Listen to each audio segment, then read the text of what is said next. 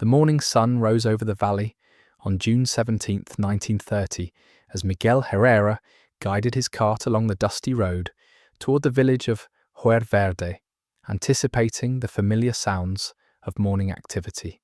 He had made this journey twice a month for the past decade, bringing cloth tools and other goods from the regional market to trade with the villagers for grain, leather, and handcrafted items. The air was warm and still, carrying with it the scent of dry earth and the faint sweetness of wild flowers that grew along the roadside. As his mule plodded forward, Miguel reviewed his mental inventory, calculating what he might need and what the villagers would likely want. It was a routine he knew by heart, a day of familiar faces and predictable exchanges that would end with a full cart and satisfied customers. What struck Miguel first was the absence of sound.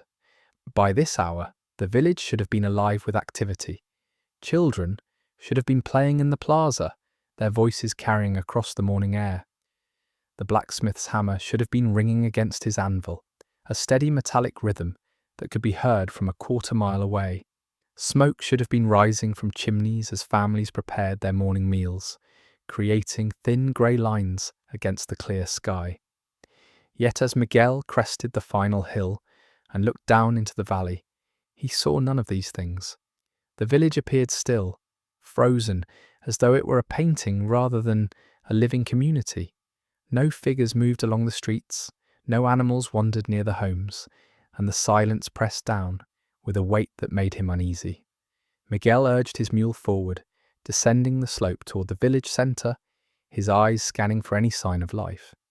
The plaza, which served as the heart of Huerverde, lay empty. Market stalls that should have been set up for the day's trading stood folded and unused. The well in the centre of the square, where women gathered each morning to draw water and exchange news, showed no fresh footprints in the dust around its stone rim. The church, a modest structure with a single bell tower, stood silent. Its doors were closed, and the bell that typically rang at dawn had not sounded. Miguel called out, his voice echoing strangely in the emptiness, but no one answered. The only response was the faint whisper of wind moving through the narrow streets.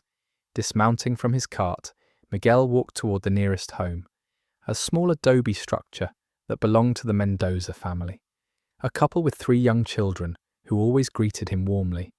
The door stood slightly ajar, swinging gently on its hinges as though someone had left in haste and forgotten to close it properly. Miguel knocked, calling out for Señor Mendoza, but the silence that answered was absolute. He pushed the door open wider and stepped inside. The interior was dim, lit only by the morning sun filtering through a small window. The main room showed signs of recent occupation. A wooden table held the remnants of a meal, plates still bearing scraps of food, cups half filled with what appeared to be goat's milk. A chair had been pushed back from the table, as though its occupant had stood suddenly. Children's toys lay scattered on the floor, a cloth doll and several small carved animals, arranged as if in the middle of play. Miguel moved through the house, his unease growing with each step. The sleeping area showed rumpled blankets, beds that had clearly been slept in but not made. Clothing hung on pegs along the wall, and personal items, a comb, a mirror, a small wooden box that likely held valuables, remained exactly where they should be. Nothing appeared disturbed or taken. It was as though the family had simply stepped outside for a moment and would return at any second. Yet the quality of the silence suggested otherwise. The air felt thick, almost stifling, and Miguel found himself holding his breath without meaning to, as though the house itself were holding its breath, waiting for something that would never come. Emerging back into the sunlight, Miguel moved to the next house, then the next. Each revealed the same pattern. Doors open or unlocked, interiors preserved in mid-routine, no signs of struggle or theft, and no people. In one home, a pot of beans sat over a cold hearth, the contents congealed but not yet spoiled. In another, a half-sewn shirt lay on a chair, the needle still threaded and stuck into the fabric. The village bakery held loaves of bread that had hardened in the ovens. Never removed after baking, the blacksmith shop showed tools laid out on the workbench, a horseshoe half formed on the anvil, the forge cold but still containing the remains of the previous day's fire. Everything suggested interruption, a sudden cessation of activity that left the world suspended in the moment before continuation. As Miguel explored further, he noticed the livestock. The village kept communal pens for goats, chickens, and a few pigs near the edge of the settlement. The animals were present but agitated, their distress evident in their movements and sounds. Goats bleated urgently, pacing along the fence lines. Chickens huddled in corners of their coop, unnaturally silent. Water troughs had run dry, and the animals showed signs of hunger, suggesting they had been left unattended for at least a day, possibly longer. Yet the pens remained secure, the gates closed as they should be. Whatever had happened, it had not disturbed the careful ordering of the village's daily life, only removed the people who maintained it. Miguel stood in the center of the plaza, slowly turning to take in the entire scene. 2,000 people had lived in Huerverde. The village had been home to families spanning generations, to craftsmen and farmers, to children and elders. All of them were gone. Not a single soul remained. He called out again, louder this time, his voice breaking slightly as fear began to replace confusion. The echo that came back seemed to mock him, bouncing off the adobe walls and fading into the empty streets. The sun climbed higher in the sky, its light harsh and unforgiving, illuminating every detail of the abandoned settlement. Dust motes drifted through the air, visible in the shafts of sunlight, moving in patterns that seemed almost purposeful, as though they were searching for the people who should have been stirring them into motion. The church drew Miguel's attention. He approached it, slowly, almost reluctantly, and pushed open the heavy wooden doors. The interior was cool and dim, filled with the familiar smell of old incense and candle wax. Rows of wooden pews stood empty, their surfaces worn smooth by generations of worshippers. The altar at the far end held its usual arrangement of candles, crosses, and religious icons. What caught Miguel's eye were the candles themselves. Several had burned down completely, reduced to puddles of hardened wax, suggesting they had been lit and allowed to burn for many hours without being extinguished or replaced. The priest's vestments hung neatly in the small side room, and the church ledger lay open on a desk. The last entry dated June 16th, recording the names of families who had attended evening prayers. The handwriting was steady and unhurried, showing no sign of distress or forewarning. Miguel remained in the church for several minutes, trying to make sense of what he was seeing. His mind raced through possibilities. Could there have been an emergency that called everyone away? But where would an entire village go? And why would they leave so suddenly, taking nothing with them? Could there have been a threat, bandits or soldiers, that forced them to flee? But there were no signs of violence, no blood, no broken furniture, no scattered belongings that would suggest panicked flight. Could there have been some kind of sickness, a plague that struck so quickly and completely that it took everyone at once? But then where were the bodies? 2,000 people could not simply vanish into thin air. As the sun reached its midpoint in the sky, Miguel made his decision. He could not stay in this place alone, surrounded by the oppressive silence and the ghostly remnants of interrupted lives. He needed to report what he had found, to bring others who might understand what had happened or know what to do. He returned to his cart, which stood exactly where he had left it, his mule grazing peacefully on the sparse grass near the plaza's edge, oblivious to the wrongness of the scene. Miguel climbed onto the driver's seat, his hands shaking slightly as he took up the reins. He looked back one final time at the empty streets, at the open doors and the silent windows, at the village that should have been filled with life, but held only absence. The journey to the neighbouring village seemed longer than usual, each turn of the cart's wheels carrying him away from the inexplicable scene he had discovered. Miguel found himself glancing back over his shoulder repeatedly, half expecting to see people emerging from the buildings, to hear voices calling after him, to discover that it had all been some strange misunderstanding. But the valley behind him remained still and silent, the village sitting in the morning light like a corpse laid out for burial. When he finally reached the next settlement and began to explain what he had found, the words felt inadequate, insufficient to convey the profound wrongness he had witnessed. 2,000 people had been there yesterday. This morning they were gone, leaving behind a world perfectly preserved but utterly, impossibly empty. 3 months before the streets fell silent, Huerverde had been alive, with the rhythms of ordinary life, a community of farmers, craftsmen and families who had called this valley home for generations. The village sat nestled between low hills that offered protection from harsh winds, while allowing sufficient rainfall to sustain crops of corn, beans and squash. Approximately 2,000 people lived within its boundaries, spread across several hundred homes, built primarily from adobe and timber, their structures clustered around a central plaza that served as the heart of daily activity. The settlement had existed for more than a century, growing slowly but steadily, its population a mix of indigenous families who had farmed the valley for generations, and mestizo settlers who had arrived in waves over the decades, bringing new trades and skills that enriched the community's economic life. Daily routines followed patterns established long before any current resident had been born. Men rose before dawn to tend fields that surrounded the village on 3 sides, working land that had been carefully terraced and irrigated to maximize productivity in the region's semi-arid climate. Women gathered at the communal well each morning, drawing water in clay jars and exchanging news while children played at their feet. The plaza came alive with activity as the day progressed, vendors setting up small stalls to sell vegetables, dried meats, woven baskets, and pottery. The blacksmith's forge rang with steady percussion, crafting tools and horseshoes for the surrounding farms. A small church anchored one end of the plaza, its modest bell tower visible from every corner of the village, calling the faithful to prayer at dawn, midday, and dusk. Those who knew the village describe a place where everyone understood their role in the larger fabric of community life.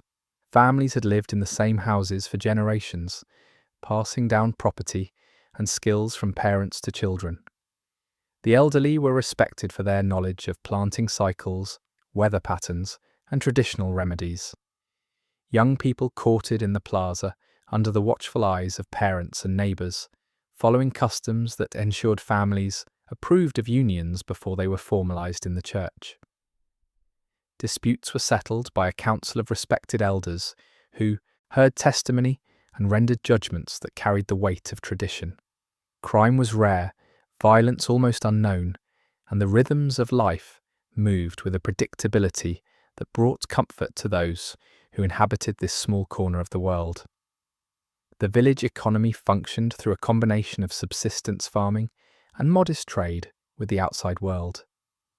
Each family maintained plots of land where they grew food for their own consumption, but the community also produced surplus goods that travelling merchants like Miguel Herrera would purchase and carry to regional markets.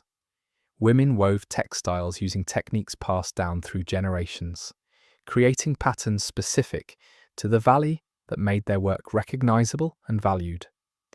Leather workers tanned hides and crafted saddles, belts and boots that earned reputation for quality and durability. Potters shaped clay from the nearby riverbed into vessels that were both functional and beautiful, decorated with geometric designs that reflected the artistic traditions of the region.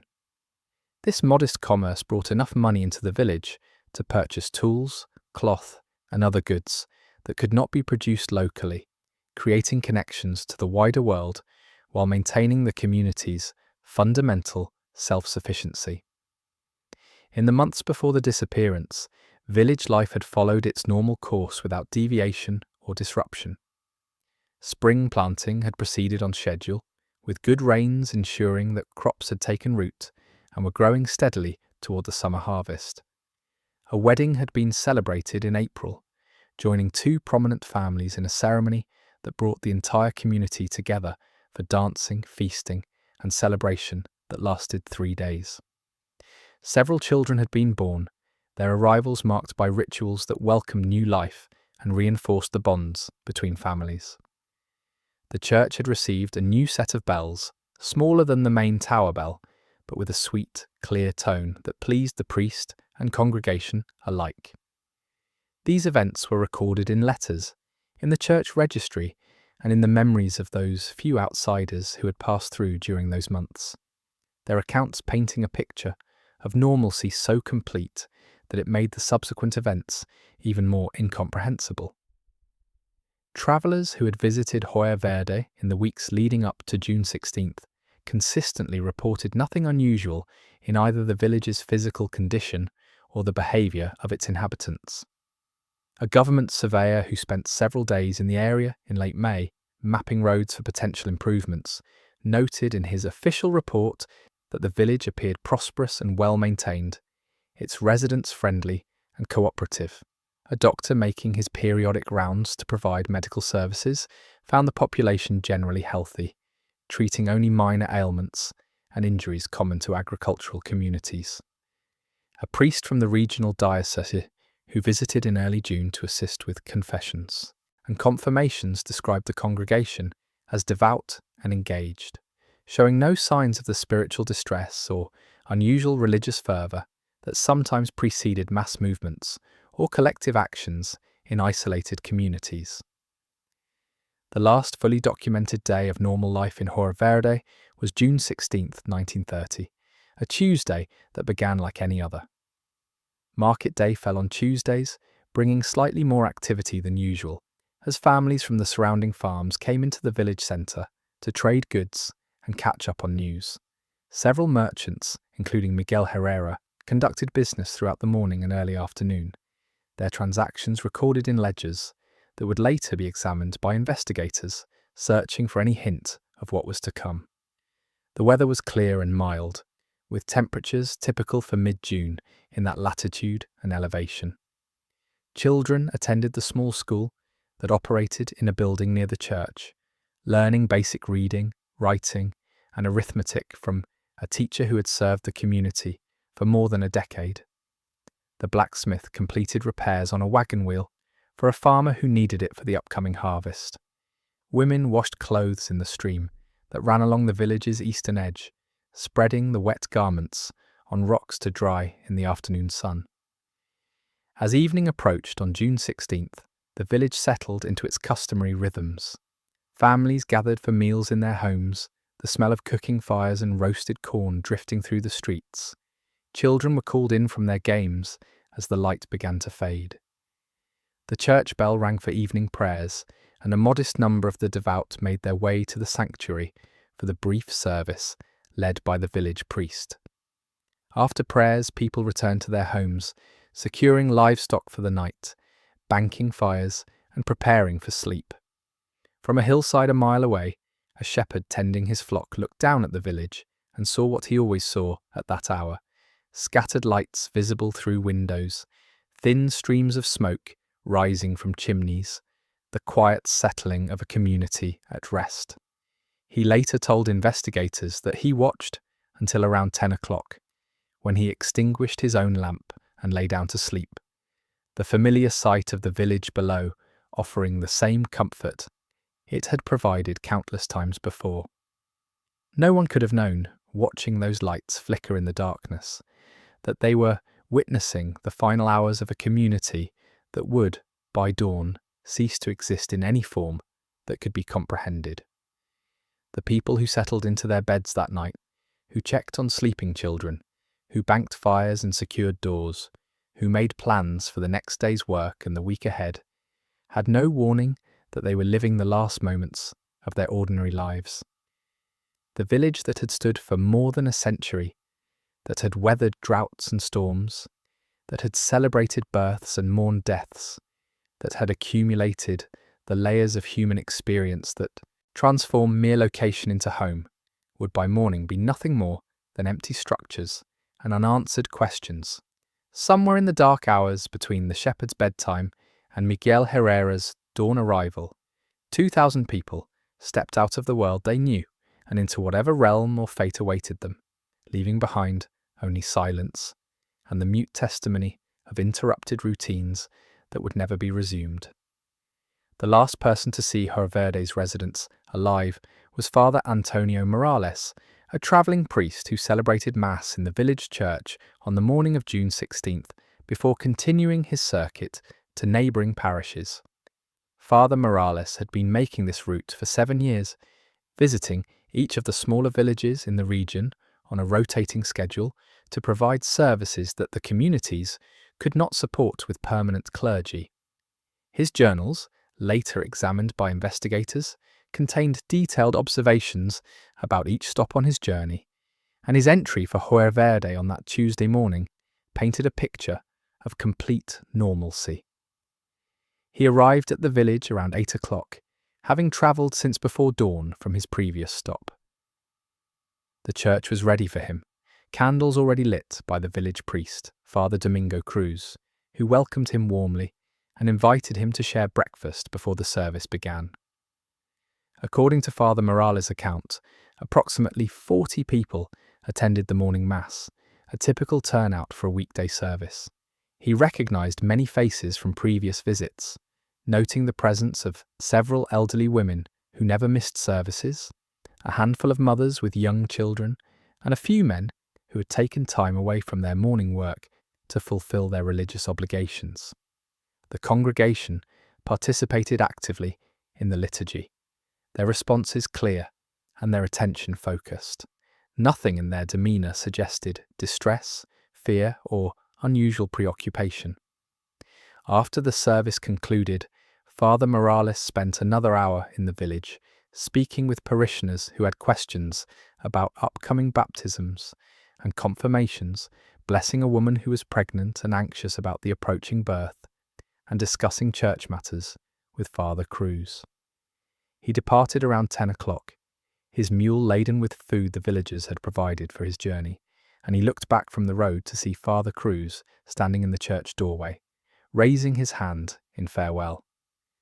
That image remained fixed in Father Morales' memory, a final glimpse of a man who would, within hours, vanish along with everyone else. A family of traders, the Vasquez family, provided the next chronological account of June 16th. Luis Vasquez, his wife Carmen, and their 2 adult sons had arrived at Joverde early that morning to purchase leather goods they planned to resell at markets in larger towns. They spent several hours negotiating with village craftsmen, inspecting saddles and boots, discussing prices and quality. Luis later testified that the leather workers had been friendly and businesslike, showing pride in their work and driving hard bargains that reflected confidence in their product's value. The Vasquez family purchased several items, loaded them onto their wagon, and departed around noon. As they left, Carmen noticed children playing in the plaza, their games involving elaborate make-believe scenarios that seemed to occupy them completely. The market stalls were still active, though beginning to close as the midday heat settled over the valley. Nothing struck any member of the family as unusual or worthy of particular note. They travelled on to their next destination, and it was only days later, when news of the disappearance spread through the region, that they realised they had been among the last outsiders to see the village while it still lived. The afternoon hours of June 16th exist in a partial blindness, with fewer witnesses available to document what transpired. A boy from a neighbouring village, sent on an errand that took him along a ridge overlooking Joverde, later told investigators he had paused around 3 o'clock to rest and had looked down at the settlement below. He saw people moving through the streets, though from that distance he could not identify individuals or discern specific activities. Smoke rose from several chimneys, suggesting that preparations for the evening meal had begun. Chickens wandered freely near homes, and he thought he heard, carried on the wind, the faint sound of children's voices. The scene was ordinary enough that he gave it little thought, continuing on his way without realizing he might have been one of the last people to observe the village while its inhabitants still walked its streets.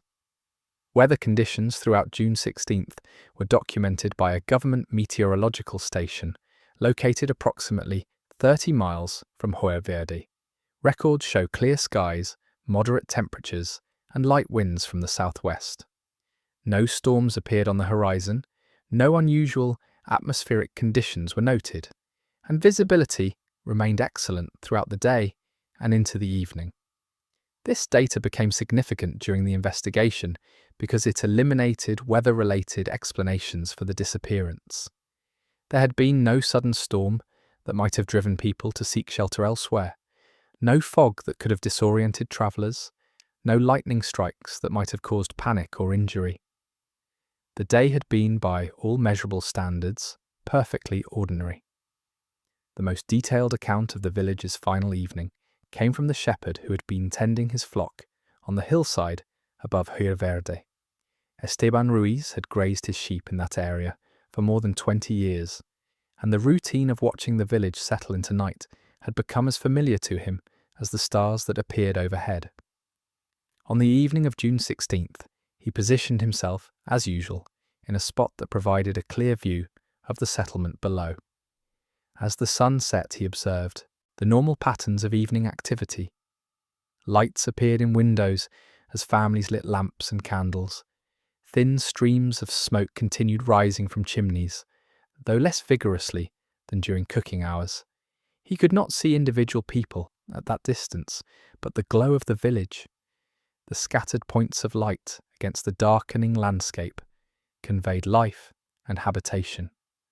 Around 9 o'clock, he noted that most lights remained visible, though a few had been extinguished as families retired early. By 10 o'clock, when he customarily extinguished his own lamp and settled down to sleep, the village still showed perhaps 24 points of light, completely consistent with the pattern he had observed on countless other nights. What Esteban Ruiz did not see was as significant as what he did.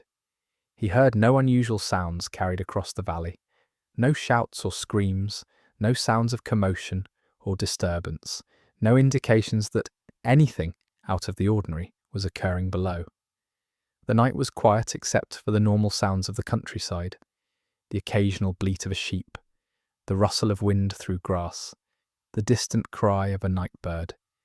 He slept soundly and woke at his usual hour before dawn, never suspecting that when the sun rose, the village he had watched settle peacefully into sleep would be found completely abandoned. Road watchers in the nearest neighbouring village, stationed to monitor traffic and collect tolls on the main route, confirmed that no large groups had passed their checkpoint on the evening of June 16th or in the early hours of June 17th. Their position commanded a view of the only practical wagon road leading away from Huerverde toward more populated areas. While individuals, or small family groups, might have been able to slip past on foot using mountain trails, moving 2,000 people without detection would have been impossible. The watchers maintained their post throughout the night, as they did every night, and their logs showed only routine traffic: a late merchant, a messenger carrying official documents, 3 farmers returning home from business in town. No exodus from Huerverde appeared in their records. The timeline that emerged from these various accounts established a narrow window during which the disappearance must have occurred. Father Morales saw a living village at 10 o'clock in the morning. The Vasquez family departed at noon, leaving behind a settlement engaged in normal midday activities. The shepherd watched lights burning until he fell asleep around 10 o'clock at night. Miguel Herrera arrived at dawn and found emptiness. Somewhere in those dark hours, while Esteban Ruiz slept on his hillside, and the road watchers monitored their checkpoint, and the world continued its ordinary turning, 2,000 people ceased to be present in the physical space they had occupied for generations.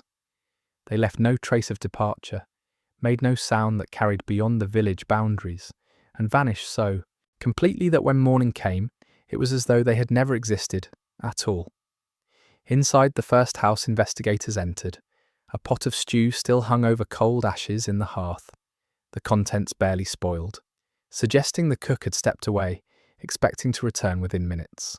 The wooden spoon used for stirring lay beside the pot, its bowl stained with traces of the meal. A table nearby held 4 place settings, each with a plate, cup, and utensils arranged in preparation for serving. One plate showed partial remains of food, as if someone had begun eating but been interrupted mid-meal. Bread sat on a wooden board, hard now, but showing the marks of a knife that had cut several slices. The house belonged to the Diaz family, according to documents found inside, and every surface told a story of routine, suddenly frozen. Children's drawings covered one section of wall, simple depictions of animals and people rendered in charcoal. A woman's shawl hung on a peg near the door. Boots stood in a neat row, waiting for feet that would never return to fill them.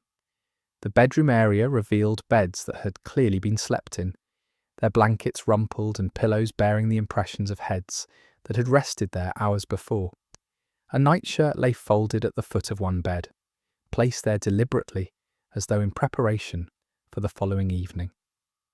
Personal items remained exactly where daily use would have left them. A comb sat on a small shelf, a few strands of dark hair caught in its teeth.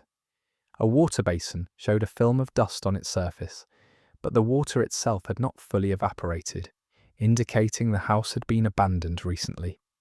In one corner, a cradle held blankets arranged for an infant, though investigators found no evidence of what had become of the child who had slept there. Moving through the village, investigators documented similar scenes in house after house. In one dwelling, a woman's sewing lay draped over a chair, the needle still threaded with blue yarn and stuck partway through the fabric. The garment appeared to be a child's shirt, nearly complete but lacking final stitching around the collar. Beside it sat a basket containing additional thread, scissors, and scraps of cloth saved for future projects. The items showed the orderly habits of someone who kept her workspace organized and took pride in her craft. In another home, investigators found a letter, half written, on a piece of paper. The ink slightly smudged, as though the writer's hand had rested on it before the writing could fully dry. The letter began with conventional greetings to a relative in a distant town, then moved into news about crops and family health. It ended mid-sentence, the quill pen lying nearby, with its tip dried and hardened. The village bakery presented perhaps the most haunting evidence of interrupted routine.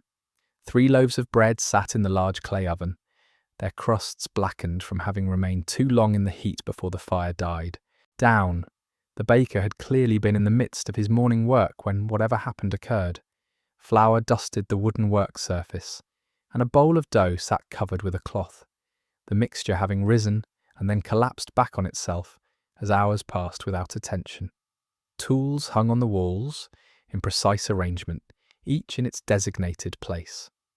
Account books showed the day's orders recorded in neat handwriting, listing families who had requested bread for the coming days. The shop's front room, where customers would have entered to make purchases, held coins in a small wooden box, payment that had been collected but never counted or secured for the night. The blacksmith's forge told a similar story of work halted mid-process. A horseshoe sat on the anvil, half-formed and still showing the marks where the smith's hammer had been shaping the hot metal. The forge itself had gone cold, but the arrangement of coals suggested it had been burning vigorously hours earlier. Tools lay precisely where a craftsman would have placed them during active work. A bucket of water used for cooling metal showed a film of dust on its surface. Orders written on scraps of paper were tacked to a wooden post, each noting a customer's name and the item requested. The smith had clearly been busy, his schedule full of work that would now never be completed. In the corner of the workshop, a partially finished wagon wheel leaned against the wall, several spokes still needing to be fitted before the wheel could be mounted and put into service. The church provided investigators with some of the most puzzling evidence. The heavy wooden doors had been found unlocked but closed, as though the last person to leave had secured them but not barred them from inside. Candles on the altar had burned down completely, leaving only pools of hardened wax and blackened wicks. The amount of wax suggested they had been burning for 8 to 10 hours, meaning they must have been lit sometime on the evening of June 16th and allowed to burn through the night without anyone extinguishing them or replacing them with fresh candles. This detail troubled investigators because it implied the church had been occupied in the evening, yet by morning it stood as empty as every other structure. Vestments hung in the sacristy, clean and carefully folded. The church register lay open on a desk, its final entry dated June 16th and recording the names of those who had attended evening prayers. The handwriting showed no signs of haste or distress, each letter formed with the careful precision of someone performing a familiar task. Religious items remained in their proper places, the crucifix above the altar, candlesticks on either side, and the modest collection of icons donated by parishioners over the years all appeared undisturbed. Hymnals sat stacked on a shelf, bookmarks placed at commonly used pages. Collection plates held small amounts of money, offerings that had been given but never counted or stored away. Everything suggested the church had been functioning normally until the moment it suddenly was not. Father Cruz's personal quarters, a small room attached to the church, showed the same pattern of interrupted normalcy. A Bible lay open to a marked page, reading glasses resting on top of the book. A half-drunk cup of tea sat on a small table, the liquid cold and filmed over. The priest's bed had been slept in, the blankets pulled back, and the sheets showing the wrinkles of a body that had lain there. At the edge of the village, near the communal animal pens, investigators found livestock still confined, but in various states of distress. Goats bleated urgently when humans approached, pressing against the fence rails and calling for attention they had been denied for more than a day. Their water troughs had run dry, and they showed obvious signs of thirst and hunger. Chickens huddled in their coop, many having laid eggs that now sat uncollected in the nesting boxes. A few pigs rooted through empty feeding troughs, their usual meal having failed to arrive at the expected time. The animals' presence and obvious needs suggested they had been left suddenly, without anyone making provisions for their care.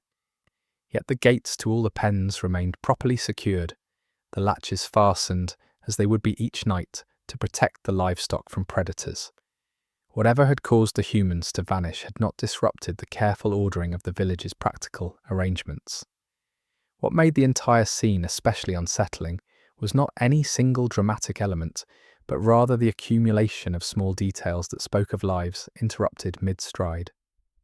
No packed belongings suggested planned departure. No overturned furniture indicated struggle or panic. No missing valuables pointed to theft or looting.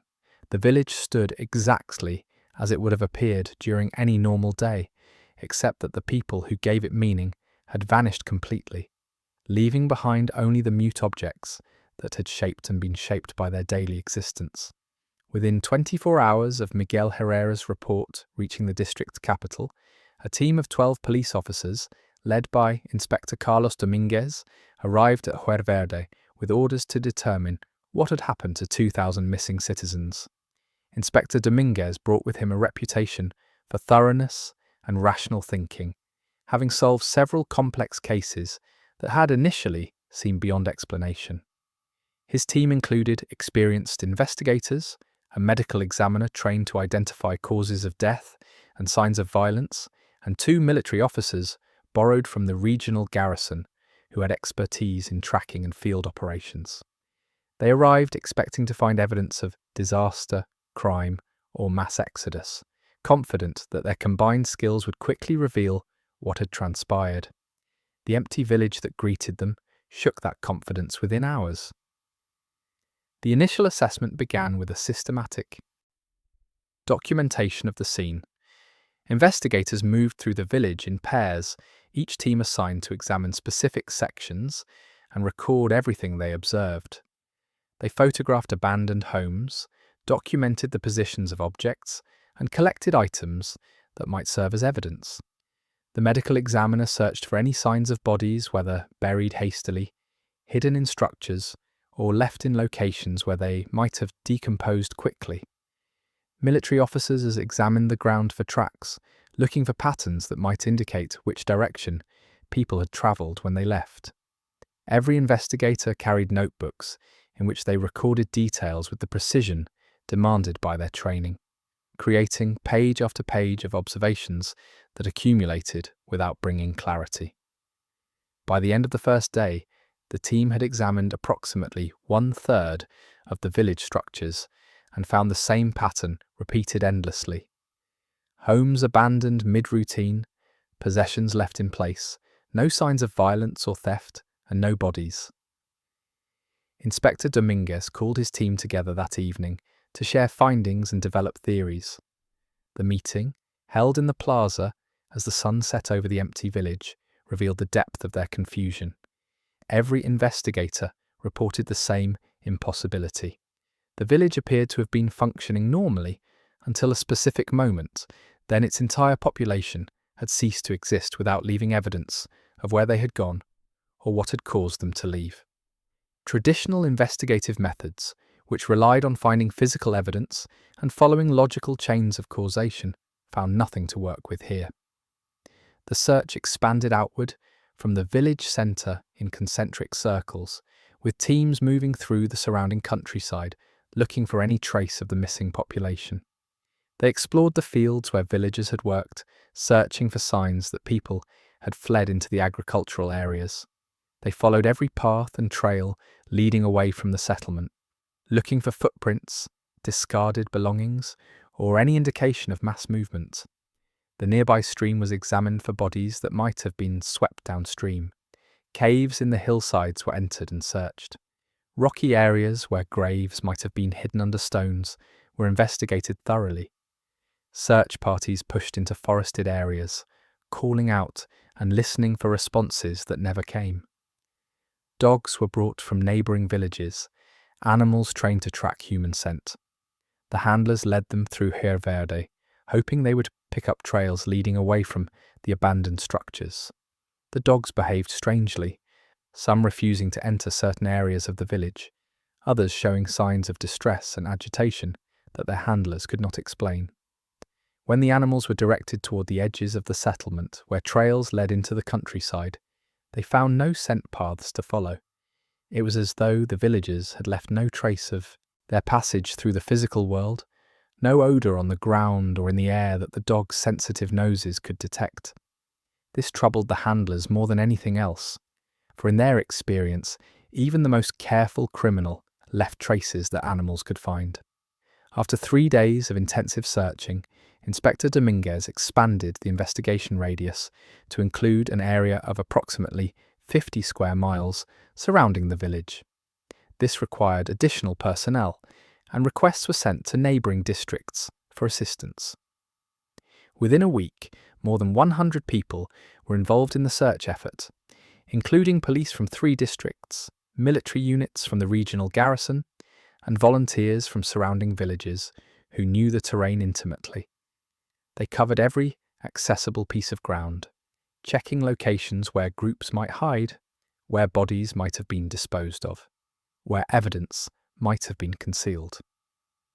The coordinated efforts produced detailed maps showing exactly which areas had been searched and by whom, ensuring no ground was overlooked. The interviews conducted with residents of neighbouring villages yielded consistent testimony that deepened rather than resolved the mystery. Dozens of people were questioned about what they had seen or heard on the evening of June 16th or the early morning of June 17th. No one reported seeing large groups of people travelling through the countryside. No one had heard sounds of commotion or distress coming from the direction of Rio Verde. Road watchers confirmed that no unusual traffic had passed their checkpoints. Farmers who worked fields within sight of the village reported nothing out of the ordinary. The shepherd, Esteban Ruiz, provided the most detailed account, but even his observations only confirmed that the village had appeared normal until he went to sleep, then was found empty the next morning. The absence of witness testimony to any unusual event was itself unusual. For 2,000 people, moving through a rural landscape should have been impossible to miss. Regional records were checked for any indication of where the missing villagers might have gone. Authorities in every surrounding town and city were contacted and asked to report if large groups of refugees or travellers had appeared in their jurisdictions. Telegraph messages went out to police stations across the entire province, requesting information about any unusual population movements or the appearance of people who could not account for their origins. Hospitals were asked if they had treated any patients from Rio Verde. Border crossing stations were queried about whether groups matching the description had attempted to leave the country. Every inquiry returned negative results. The missing population had not surfaced anywhere within the government's ability to track. Inspector Dominguez maintained regular communication with his superiors, filing reports that documented the investigation's progress. And his growing concern about the case, his early messages expressed confidence that evidence would be found and explanations would emerge. As days passed without breakthrough, his tone shifted to puzzlement, then to something approaching alarm. In one dispatch, he wrote that the case seemed to violate basic principles of physical reality. 2,000 people could not simply cease to exist, yet that appeared to be exactly what had happened. The lack of bodies meant they had not died in the village. The lack of tracks meant they had not walked away. The lack of witness reports meant they had not travelled through the surrounding area. Every avenue of investigation led to the same dead end. The decision to request federal assistance came after 2 weeks of futile searching. Inspector Dominguez acknowledged in his reports that local resources were insufficient for a case of this magnitude and strangeness. Federal authorities responded by sending a team of specialists, including forensic experts from the capital, geologists who might identify natural phenomena that could explain the disappearance, and senior investigators with experience in complex cases. Their arrival brought new energy and methods to the investigation, but also, ultimately, the same results. The specialists conducted their own examinations, applied their expertise, consulted their references, and found themselves facing the identical impossibility that had stymied the initial investigation. 3 weeks after the discovery of the empty village, Inspector Dominguez filed what he termed a preliminary summary, though in reality it was an acknowledgement of defeat. The report ran to 40 pages of detailed observations, theories considered and rejected, and frank admissions of investigative failure. In his concluding paragraph, he wrote words that would be quoted in newspapers and official documents for years afterward. This case defies all conventional explanation. 2,000 people have vanished as completely as if they never existed, leaving behind only their possessions, and a silence that grows heavier with each day we fail to break it. In the villages and farms surrounding Rio Verde, investigators interviewed hundreds of people, searching for anyone who might have seen something, heard something, or could explain how 2,000 people could vanish without a single witness. The questioning began in the immediate aftermath of the discovery and continued for weeks as authorities cast their net wider, eventually speaking with anyone who lived within a day's travel of the abandoned settlement. Each interview followed a structured format, with investigators asking about the evening of June 16th and the early morning of June 17th, probing for details that might have seemed insignificant at the time but could now provide crucial evidence. The transcripts of these interviews, preserved in official archives, reveal a pattern of consistent absence, a chorus of voices all saying variations of the same thing. They had noticed nothing unusual. Esteban Ruiz, the shepherd who had watched the village from his hillside position, became the most important witness by virtue of being the last known person to observe Rio Verde while it still showed signs of habitation. Investigators questioned him multiple times, asking him to recall every detail of that evening with as much precision as possible. He described the positioning of lights in windows, noting which areas of the village had appeared darkest and which had shown the most illumination. He estimated that he had seen between 20 and 30 distinct points of light around 10 o'clock, consistent with families settling in for the night, but not yet fully retired. The quality of his observation was remarkable, given the distance and darkness, but he explained that after 2 decades of watching that same view, he had developed an intimate familiarity with its normal patterns. Nothing about the evening of June 16th had struck him as different from any other night, and that very normalcy now seemed significant in its ordinariness. A farmer named Roberto Suarez, whose land bordered the northern edge of the valley where Joer Verde lay, provided testimony that initially seemed promising, but ultimately raised more questions than it answered. He claimed that sometime around midnight he'd been awakened by what he described as a low humming sound, a vibration that seemed to come from the direction of the village. The sound was unlike anything he could readily identify, not mechanical like an engine, not natural like wind or water, but something in between that made him feel uneasy. He had risen from his bed and stepped outside, listening carefully, but by the time he reached his doorway, the sound had ceased. He stood in the darkness for several minutes, hearing only the normal sounds of the countryside, then returned to bed, dismissing the incident as perhaps a dream or trick of hearing. Only after learning of the disappearance did he wonder if what he had heard might have been connected to whatever happened that night. Investigators pressed Suarez for more details about the sound. How long had it lasted? Perhaps 30 seconds, though he could not be certain. How loud had it been? Not particularly loud, more felt than heard, a vibration that seemed to resonate in his chest rather than his ears. From which direction had it come? He gestured toward Joer Verde, but admitted the acoustics of the valley made pinpointing sources difficult. Could other sounds have been mixed with it? Voices, perhaps? Or signs of distress? He heard nothing else, only that strange humming that faded quickly into silence. Other investigators interviewed neighbours who lived near Suarez's farm, asking if they too had heard unusual sounds that night. None reported anything out of the ordinary, leading some to conclude that Suarez's account was unreliable, possibly the product of suggestion or a desire to contribute something meaningful to the investigation. A woman in a village 5 miles from Joer Verde came forward with an account that authorities documented but gave little weight. Isabella Martinez reported that on the night of June 16th, she had experienced a vivid and disturbing dream in which she saw the plaza of Joer Verde filled with people standing motionless, their faces turned upward toward the sky, as though watching something she could not see. In the dream, the people began to fade, becoming transparent and then disappearing entirely until only empty streets remained. She woke in distress around 2 o'clock in the morning and could not return to sleep. Martinez acknowledged that she had no rational explanation for why she should dream of Joer Verde, a village she had visited only once or twice in her life, and she understood that dreams were not evidence.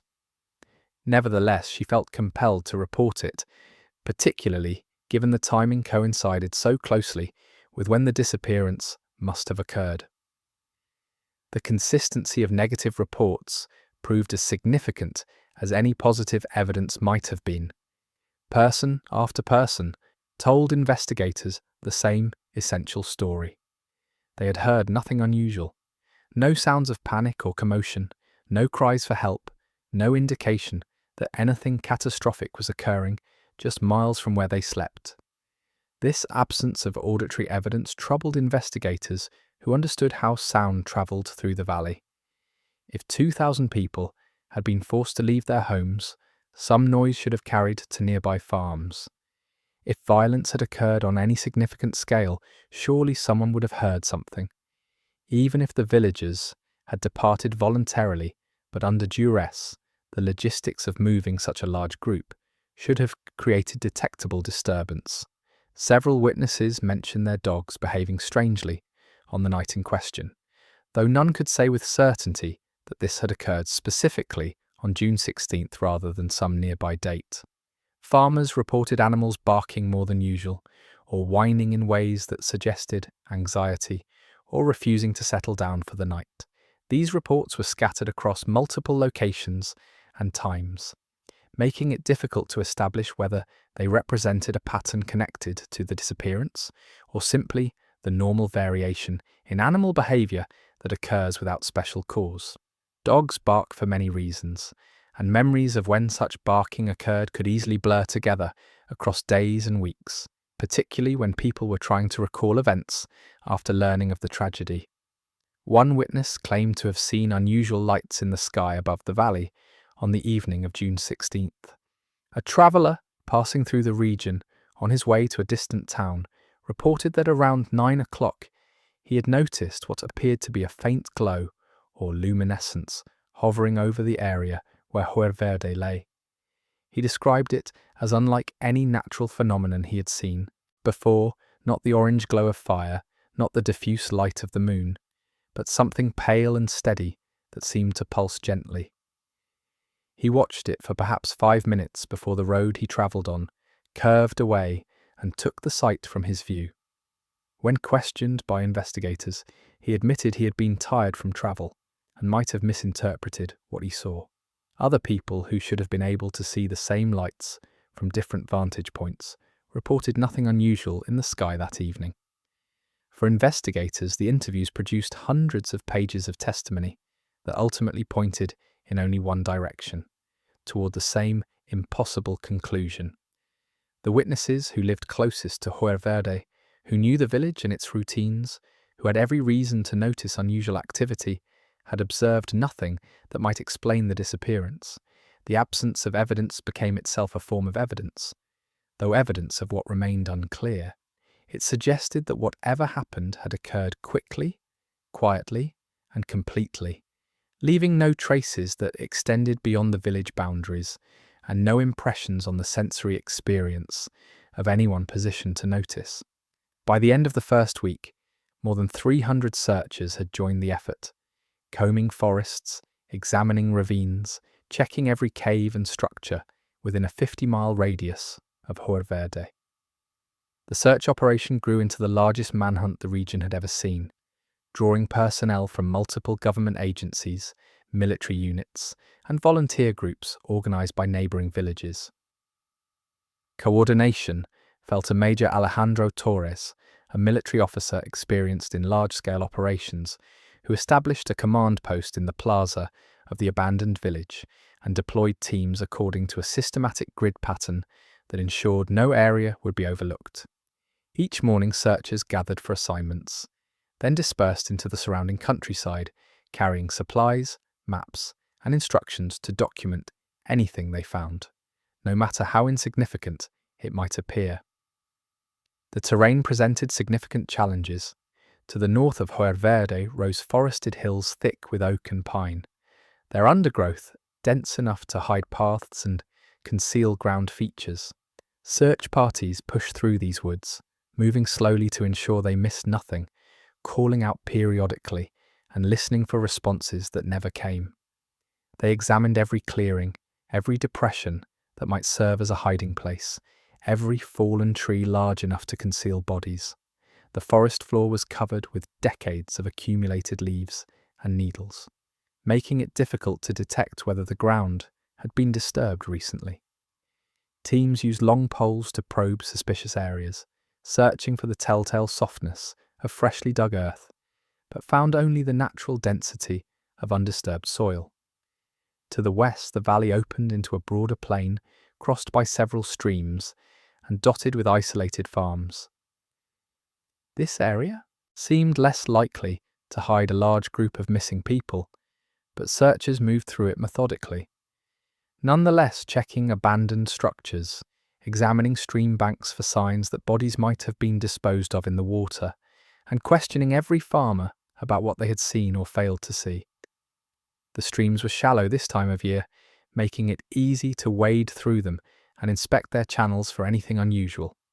Several pools deep enough to submerge bodies were drained or searched by divers, yielding nothing but mud and stones worn smooth by decades of flowing water. The eastern approaches to the village led into rocky highlands, cut by arroyos and ravines. This terrain was treacherous, with steep slopes and loose stones that made travel slow and dangerous. Military personnel with mountaineering experience led teams into these areas, roping down into deep crevasses to search for places where bodies might have fallen or been thrown. Every cave entrance was explored, some requiring torches and rope to penetrate passages that extended far into the hillsides. The searchers found abandoned animal dens, evidence of ancient human habitation in the form of pottery shards and stone tools, and chambers where water had carved elaborate formations from limestone. They found no trace of the missing villagers. Dogs played a crucial role in the early phases of the search. Handlers brought animals trained for tracking, expecting them to follow scent trails from the village into the surrounding countryside. The results proved both puzzling and frustrating. When led into Joer Verde itself, many dogs showed reluctance, pulling against their leashes or whining in apparent distress. Those that did enter the abandoned structures moved cautiously, exhibiting behaviour their handlers described as unusual and difficult to interpret. Some dogs would approach doorways and then back away, refusing to cross thresholds despite encouragement. Others would enter homes, but then circle repeatedly, unable to settle or focus on any particular scent. When directed to track from the village's edges, where trails and roads led into the countryside, the dogs provided no useful leads. In normal circumstances, even days after people had passed through an area, trained tracking animals could detect residual scent and follow it for considerable distances. The dogs brought to Joer Verde found nothing to pursue. They would begin at a point just outside the village boundaries, search the ground with apparent confusion, then look to their handlers as if unable to understand what was being asked of them. Several handlers, comparing notes, agreed that the animals behaved as though there were no scent trails to follow at all, as though the missing people had never left the village by any physical route the dogs could detect. The physical logistics of the disappearance occupied much of Major Torres's thinking as he planned and coordinated the search. Moving 2,000 people through the countryside would require organisation, time and resources that should have left abundant evidence. A group of that size travelling on foot would need to follow roads or well-established trails to make any progress, particularly if it included children, elderly individuals, and people carrying whatever possessions they chose to take with them. The searchers examined every road leading away from Joer Verde, looking for signs of mass passage. They found only the normal traffic patterns one would expect: tracks left by individual travellers, small wagons, the occasional horse, but nothing suggesting large groups had moved through recently. If the villagers had not followed roads but instead had struck out across open country, the evidence should have been even more obvious. 2,000 people walking through fields would trample crops, disturb vegetation, and create paths visible for weeks afterward. Searchers examined the agricultural lands surrounding the village with particular care, looking for such damage. The fields showed only the normal marks of regular farming, rows planted and tended according to standard practice, with no indication that large numbers of feet had crossed them. Wild areas showed no trampled undergrowth, no broken branches marking the passage of crowds pushing through places where no trails existed. The search for mass graves consumed significant time and effort. If something had killed all the villagers at once, the bodies would need to be disposed of somehow. Digging graves for 2,000 people would require enormous labour and would disturb large amounts of earth. Teams searched for signs of such disturbance, looking for areas where soil colour differed from surroundings, where vegetation had been damaged or recently planted to conceal digging, where the ground level had changed in ways that might indicate filling. They found nothing. The landscape around Joer Verde appeared undisturbed. its contours shaped only by natural processes and normal agricultural work. As weeks passed without breakthrough, the intensive daily searches gave way to periodic sweeps and targeted investigations based on reported leads. A farmer who claimed to have seen a figure in the distance led searchers to a remote canyon where they found only wildlife. A rumour that bodies had been spotted in a ravine 30 miles away sent a team on a 2-day journey that ended in disappointment when the bodies proved to be weathered logs. Each false lead consumed time and resources while bringing no closer to understanding what had actually occurred. 3 months after the disappearance, Major Torres filed his final report and officially scaled back the operation to occasional patrols and follow-up investigations. His conclusions echoed those of Inspector Dominguez. Despite the most extensive search in the region's history, covering hundreds of square miles and involving hundreds of personnel, not a single trace of the missing population had been found.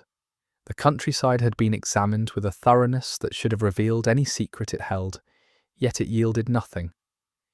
In the absence of bodies or conventional evidence, scientists and officials proposed various natural explanations, searching for a phenomenon that could account for the complete disappearance of an entire population. The investigation drew input from geologists, meteorologists, medical experts, and engineers, each bringing their specialized knowledge to bear on the question of what force of nature might have been responsible. Conferences were held in the capital where experts presented theories, debated possibilities, and examined the documented evidence from Joer Verde. What emerged from these discussions was a series of hypotheses that seemed plausible at first consideration, but collapsed under closer scrutiny, unable to reconcile themselves with the physical facts that had been so carefully documented. The earthquake theory proposed that a sudden geological event had opened fissures in the earth, swallowing the village and its inhabitants in an instant before the ground closed again, leaving no surface trace. Proponents pointed to historical accounts of earthquakes that had dramatically altered landscapes, creating new lakes or causing entire hillsides to collapse. In this scenario, the villagers might have been going about their evening routines when the earth beneath them suddenly gave way, dropping them into subterranean voids that then sealed over. The theory offered an explanation for the apparent instantaneous nature of the disappearance and the complete absence of bodies, both features that other theories struggled to account for. Seismological evidence demolished this hypothesis quickly. The regional observatory, located approximately 60 miles from Joer Verde, maintained continuous records of seismic activity throughout the area. Their instruments, sensitive enough to detect minor tremors hundreds of miles away, showed no unusual readings for the night of June 16th or the early morning of June 17th. The Earth had been, by all measurable standards, completely stable during the hours when the disappearance occurred. Geologists who visited the site found no evidence of recent ground disturbance. The structures of Joer Verde stood intact, their walls showing no cracks that would indicate even minor seismic activity. Buildings constructed from adobe and stone, materials particularly vulnerable to ground movement, remained stable and undamaged. If the earth had opened to swallow 2,000 people, it had somehow done so without disturbing the structures they had built or registering on instruments designed specifically to detect such events. Flash flooding presented another natural explanation that initially seemed worth considering. Heavy rains in the mountains could send walls of water rushing down valleys, with little warning, sweeping away everything in their path. Bodies caught in such floods might be carried miles downstream, scattered and buried in silt, where they would be difficult to recover. The theory suggested that an unexpected deluge had struck the village during the night, catching residents in their sleep and giving them no time to escape or even cry out for help before being overwhelmed. The water would have receded quickly, leaving the buildings standing but carrying away every human being. Weather records ruled out this possibility with stark clarity, Meteorological stations throughout the region reported clear skies and calm conditions on June 16th and 17th. No rain had fallen in the mountains above Huerverde for more than a week before the disappearance.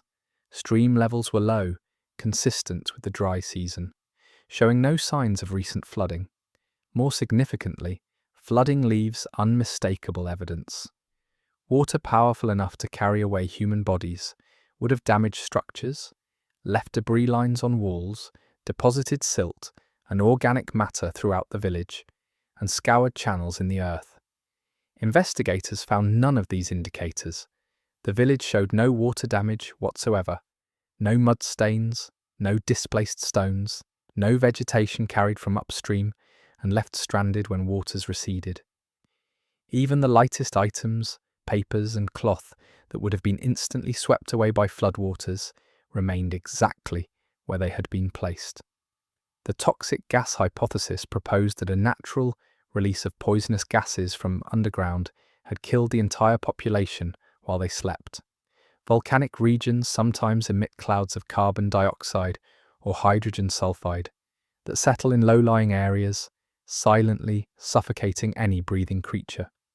Such an event would explain the lack of warning, the apparent simultaneity of the deaths, and the absence of violence or struggle. The theory suggested that after the gas killed everyone, some unknown party or natural process had removed the bodies, though this aspect remained vague and difficult to explain satisfactorily.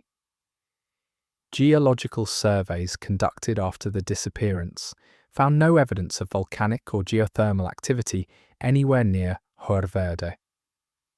The region's bedrock consisted of ancient sedimentary formations that contain no volcanic features and no known sources of toxic gases.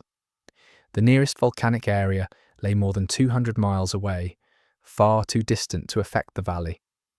Furthermore, toxic gas sufficient to kill 2,000 people would have affected the livestock as well, yet the animals had survived, suffering only from neglect rather than poisoning. A medical examiner pointed out that gas poisoning would have left bodies in place, not caused them to vanish.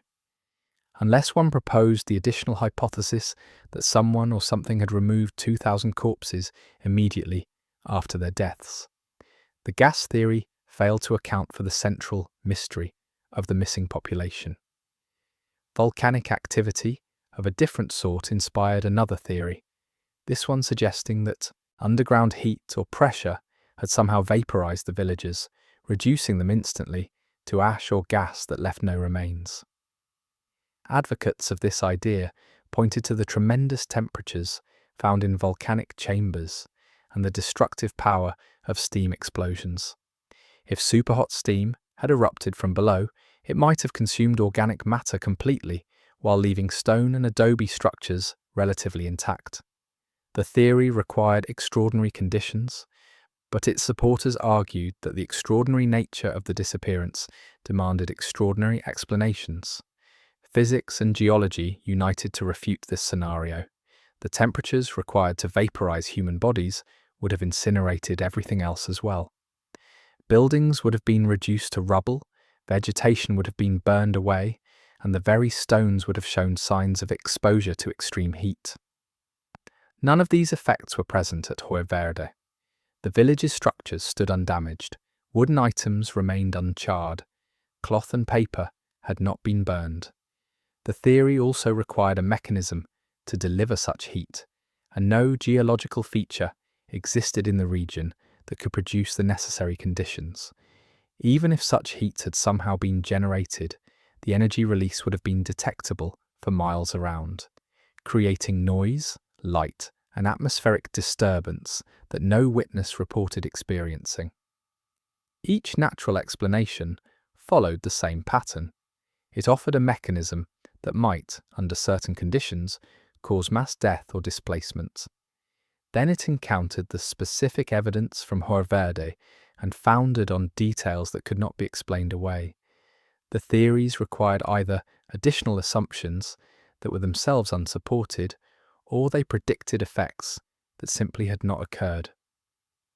Scientists found themselves in the uncomfortable position of acknowledging that while nature possessed tremendous destructive power, none of its known expressions matched what had happened at the village.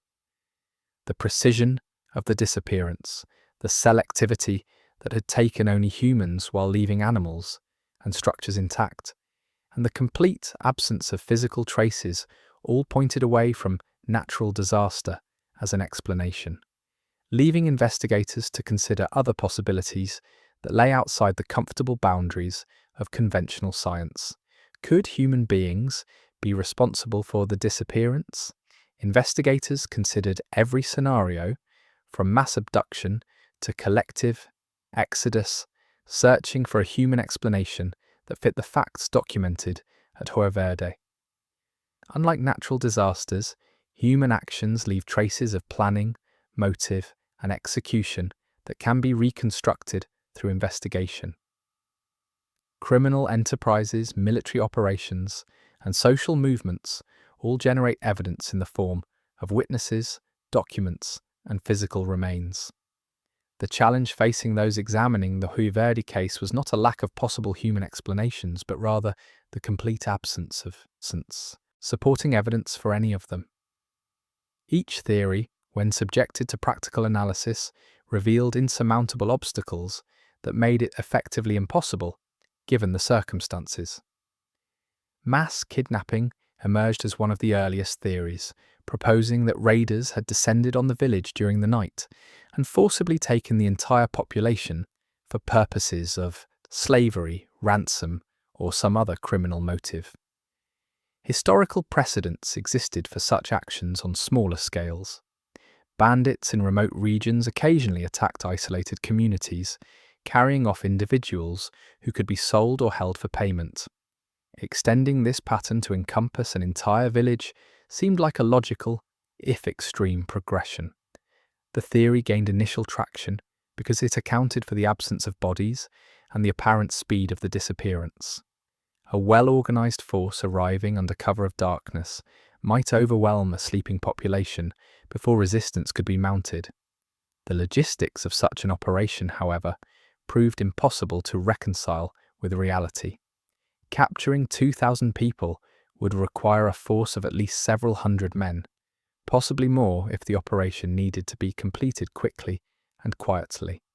Moving such a large criminal army into position without being noticed would be extraordinarily difficult in a rural area where strangers attracted immediate attention.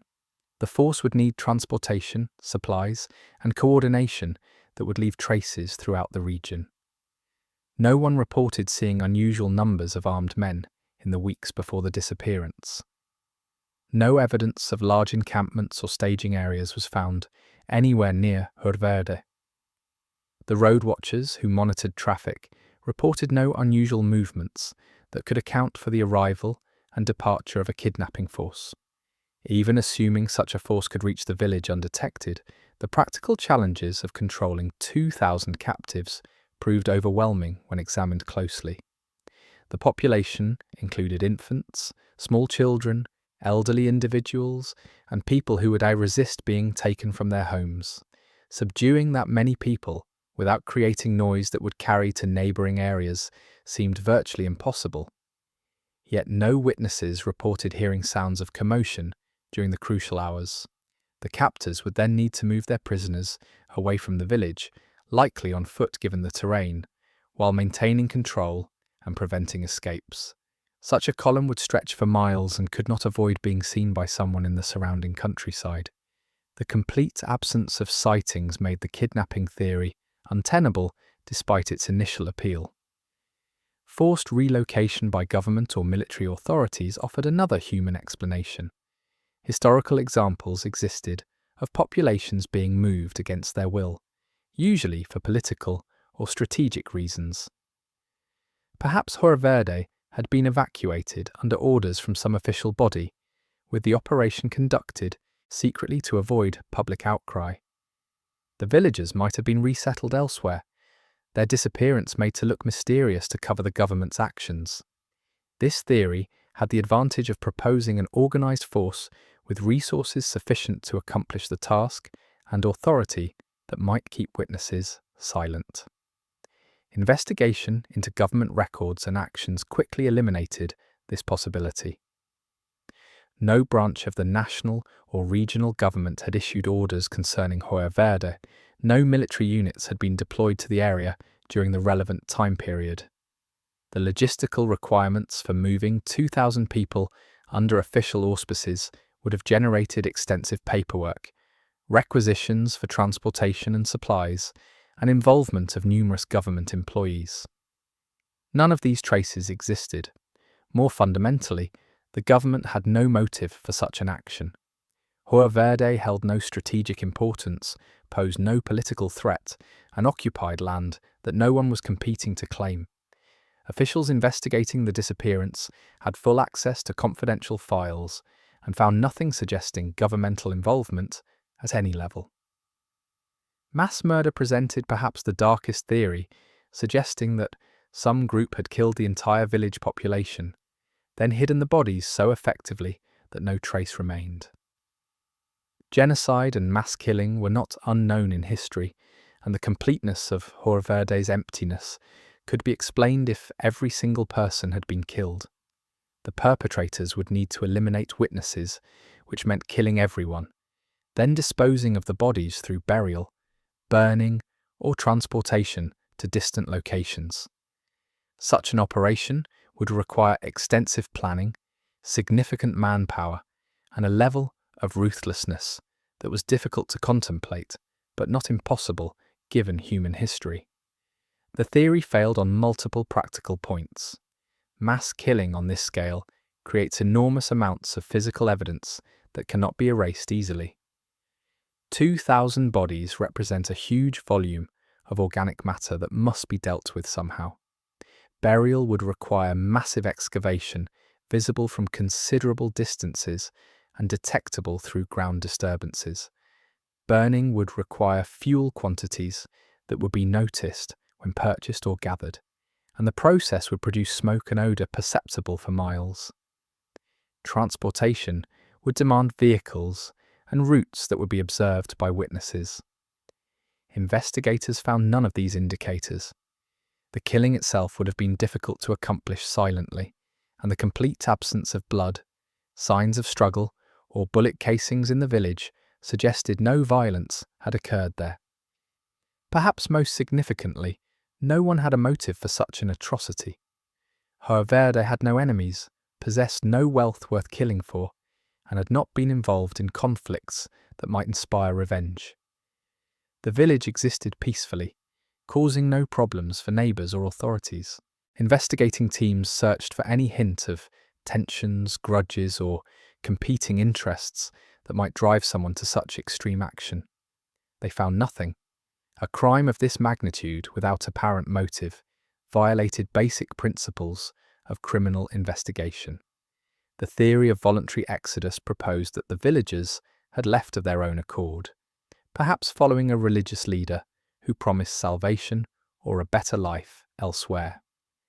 Mass movements inspired by charismatic figures were documented throughout history. Perhaps someone had converted the population to a belief system that required abandoning their homes and possessions, and they had departed willingly during the night to avoid interference from authorities or concerned relatives. The speed and completeness of the departure might be explained by religious fervour overriding practical concerns. This explanation required several conditions that evidence showed had not existed. No religious movement or charismatic leader had been active in or around Hoyer. Father Cruz, the village priest, was a conventional clergyman who preached orthodox doctrine and showed no signs of radical beliefs.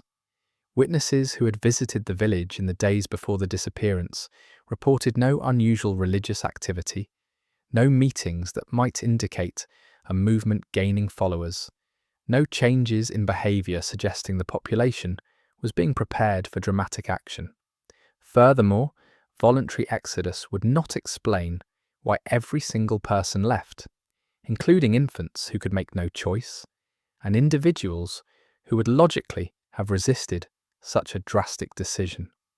The absence of any written records, letters, or diary entries mentioning such plans made the theory even less credible. The human explanations, scrutinized through the lens of practical implementation, proved as impossible as the natural theories had been. Each required resources, organization, and conditions that left no trace in the evidence, demanded cooperation from thousands of people who showed no signs of prior coordination and relied on motivations that did not exist in the documented reality of Joerverde's last days. When every rational explanation had been exhausted, some investigators, witnesses, and researchers turned to theories that challenged the fundamental nature of reality itself. These explanations lay outside the boundaries of accepted science, venturing into territory that many found uncomfortable, but which seemed increasingly necessary as conventional theories failed one after another. The proposals ranged from the merely unusual to the profoundly unsettling, each attempting to account for the disappearance by suggesting that the rules governing space, time, and physical existence might not be as fixed as common understanding assumed. While mainstream investigators treated these theories with skepticism, the theories persisted among those who believed that an impossible event demanded an impossible explanation. The time slip hypothesis proposed that Joerverde had somehow moved through time, either forward into the future or backward into the past, taking all its inhabitants with it.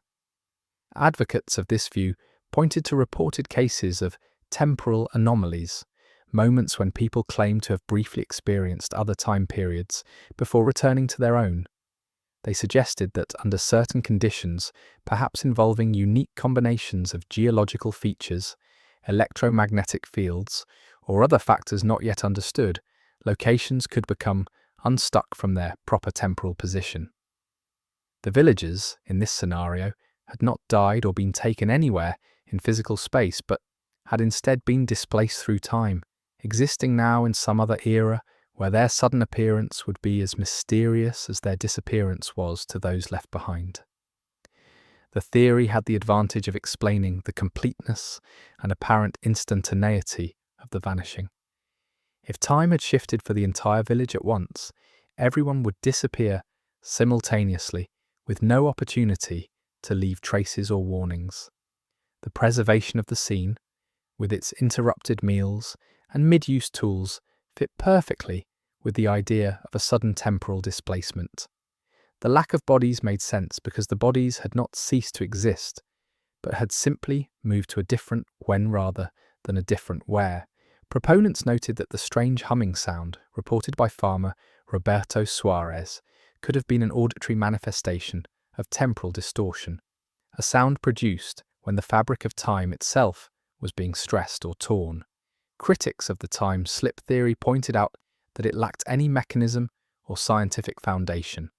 Physics, as currently understood, offered no support for the idea that masses of matter could spontaneously shift through time. Even theoretical frameworks that allowed for time travel, such as certain solutions to Einstein's equations, required conditions and energies far beyond anything that could occur naturally on Earth. The theory also failed to explain why only the people had moved through time, while buildings and animals remained in the present. If temporal displacement had occurred, everything within the affected area should have moved together. Yet the village structures stood empty and the livestock remained behind, hungry and confused but still firmly anchored in June 1930. Speculation about extraterrestrial involvement emerged relatively early in the investigation, fueled partly by the traveller's report of unusual lights in the sky above Joerverde on the evening of June 16th. This theory suggested that beings from another world had taken the village population, either for study, colonization purposes, or reasons beyond human comprehension. The technology required for such an operation would be far beyond human capabilities, but might be trivial for a sufficiently advanced civilization. Mass abduction by non-human entities could explain both the speed of the disappearance and the absence of conventional evidence, as beings capable of interstellar travel would presumably possess methods for moving large numbers of people that left no traces detectable by 1930s investigative techniques. The theory appealed to those who found comfort in attributing the impossible to sources explicitly beyond human understanding. If extraterrestrials were responsible, then the failure of human investigation made sense, and the mystery reflected not human inadequacy, but rather the vast gulf between terrestrial and alien capabilities. The reported lights, while seen by only one witness and never confirmed by others, provided a tangible detail that supporters seized upon as evidence supporting the hypothesis. They also noted that the precision of the disappearance, taking only humans while leaving everything else intact, suggested deliberate selection of the sort that might be expected from intelligent beings with specific objectives. Skeptics found the alien abduction theory unsatisfying for many reasons. It required accepting the existence of extraterrestrial visitors, for which no confirmed evidence existed, then attributing to them motives and methods that were purely speculative.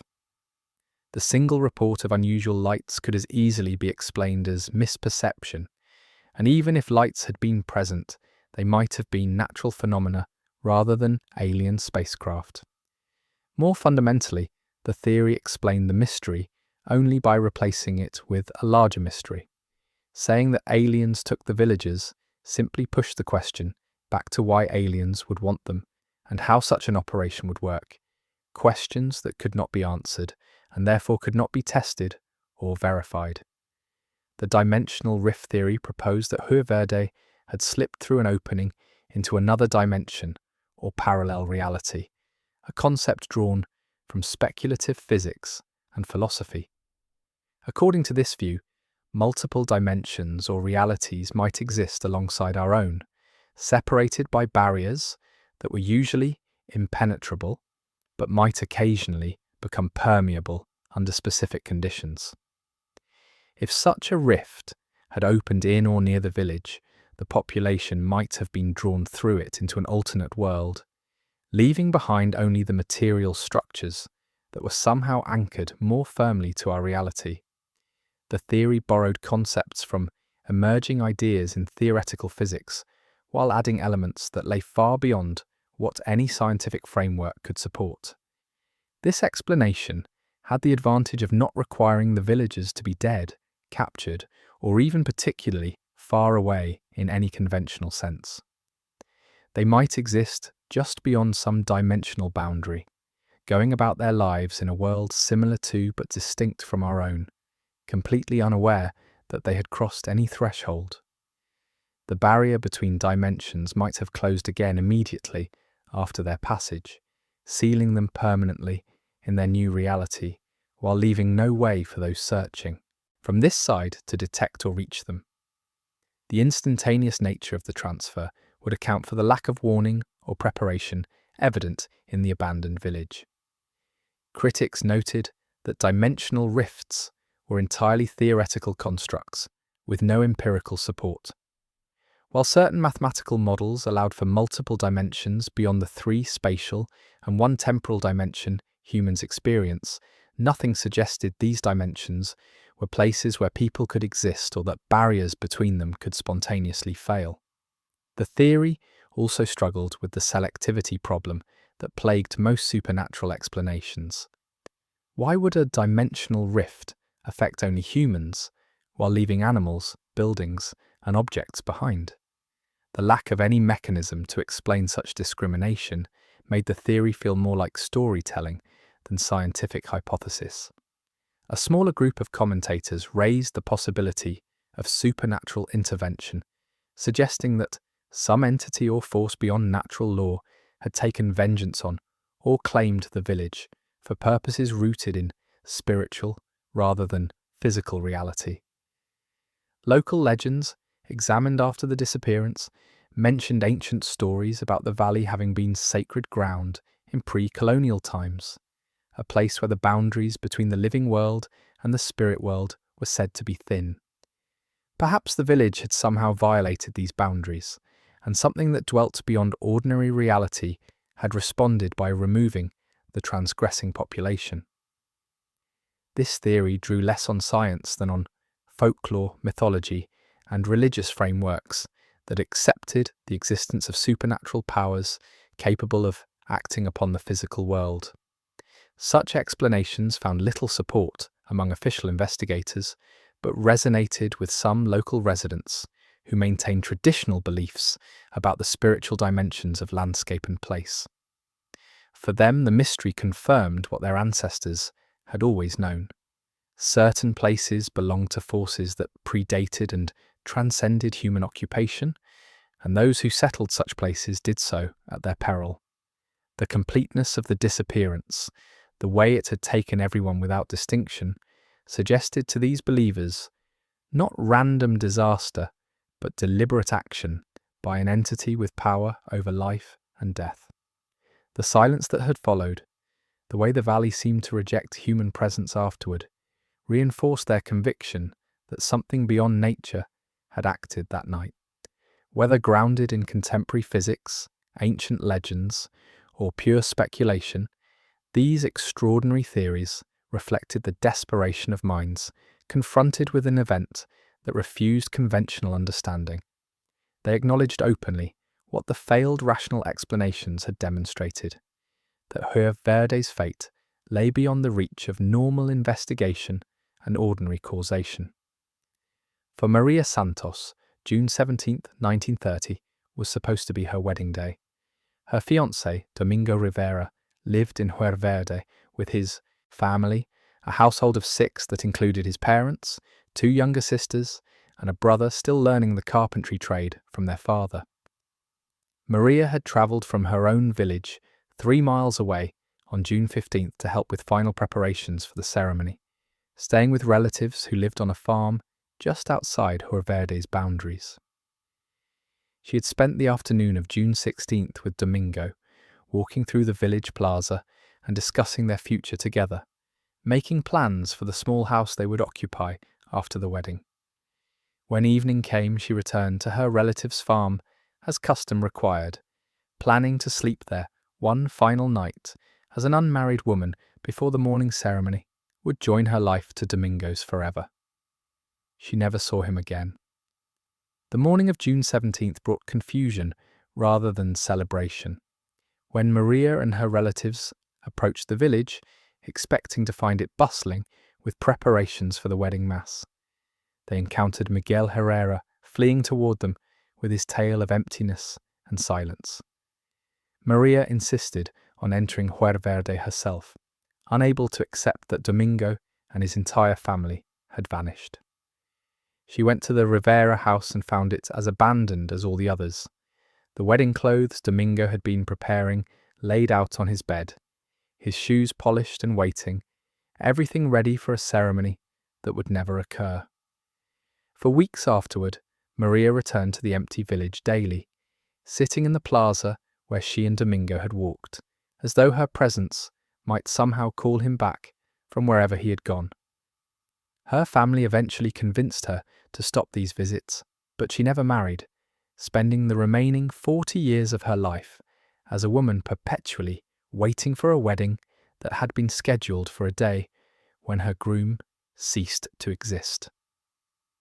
The Morales family lost 3 generations in a single night. Elena Morales, who lived in a town 30 miles from Huerverde, had sent her 2 children to spend the summer with their grandparents in the village, a common practice that allowed children to help with farm work while giving parents a respite from daily childcare. Her son, 8-year-old Miguel, and daughter, 6-year-old Carmen, had been in Huerverde for 2 weeks when the disappearance occurred. Elena also lost her own parents, who had lived in the village their entire lives, and 2 of her siblings who had never left the valley where they were born. When she arrived to collect her children as planned in late June, she found only emptiness and the terrible knowledge that everyone she had loved most in the world had vanished together. The absence of bodies made it impossible for her to fully accept their deaths. For years she would hear a child's laugh in the street and turn, expecting to see Miguel or Carmen, only to remember again that they were gone. She kept their rooms exactly as they had left them, clothes folded in drawers, toys waiting on shelves, maintained in perfect order against the possibility of a return that never came. Legal complications compounded the emotional trauma for many families. Under the laws of the time, a person could not be declared legally dead without a body or overwhelming evidence of death. The disappeared villagers occupied a strange liminal status, neither confirmed dead nor demonstrably alive, creating problems for those who had claims on their property, debts owed to or by them, or legal relationships that required resolution.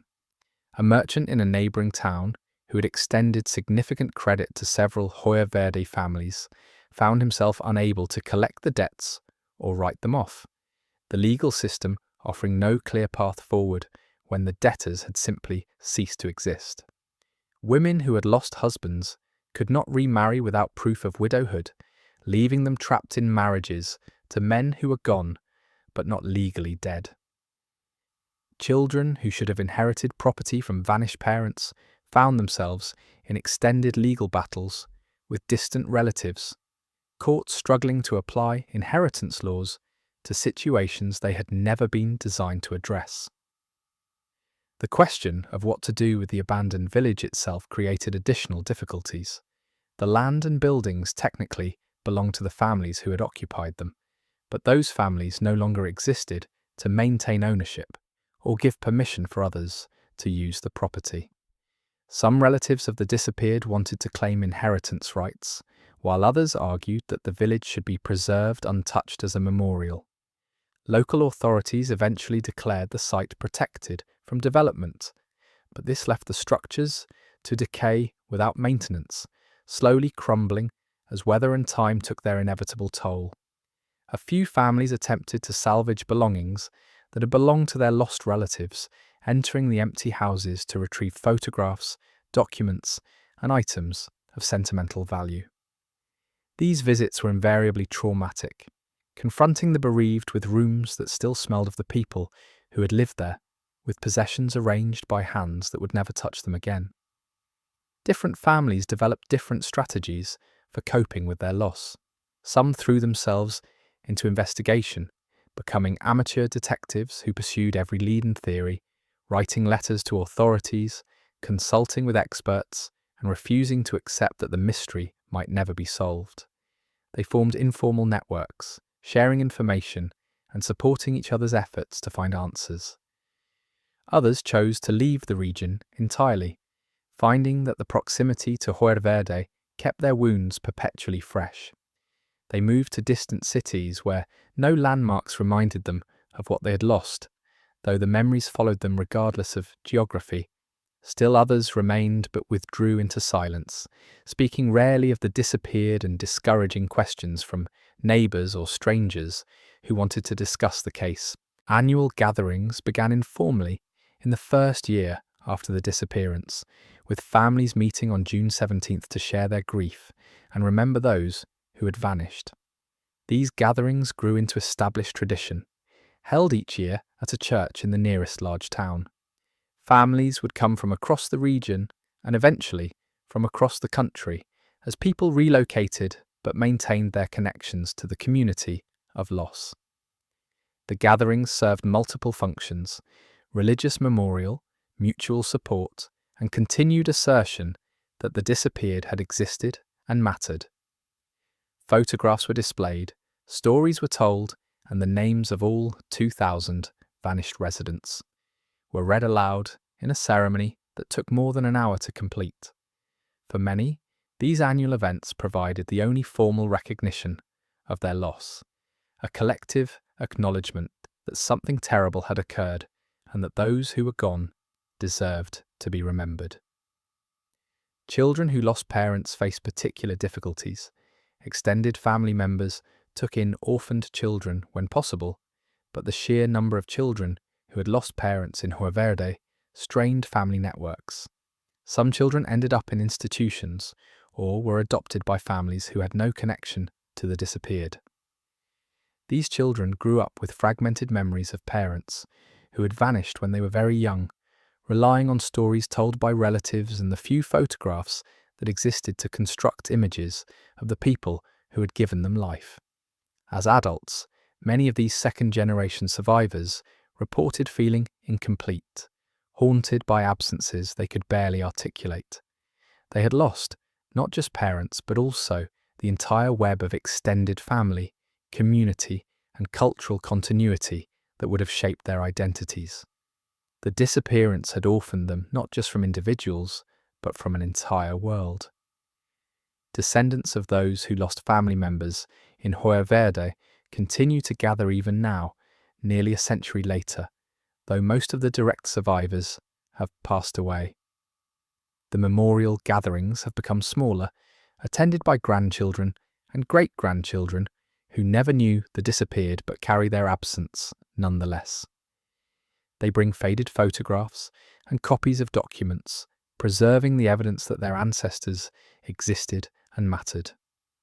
For them, the mystery is not an abstract puzzle, but a wound in their family histories, a hole where generations should have been. The 2,000 people who vanished that night took with them not just their own lives, but all the lives they would have lived, all the children and grandchildren who were never born, all the stories and traditions that died with them in whatever realm or fate claimed them when the sun rose on that terrible morning. In 1965, a team of archaeologists and forensic specialists arrived at the abandoned village site, equipped with tools and techniques that did not exist in 1930, hoping to finally solve the decades-old mystery. The intervening 35 years had brought significant advances in investigative methodology. Ground-penetrating radar could now detect subsurface anomalies without excavation. Chemical analysis had become sophisticated enough to identify trace evidence invisible to earlier investigators. Forensic anthropology had developed protocols for locating and identifying human remains, even after decades of decomposition.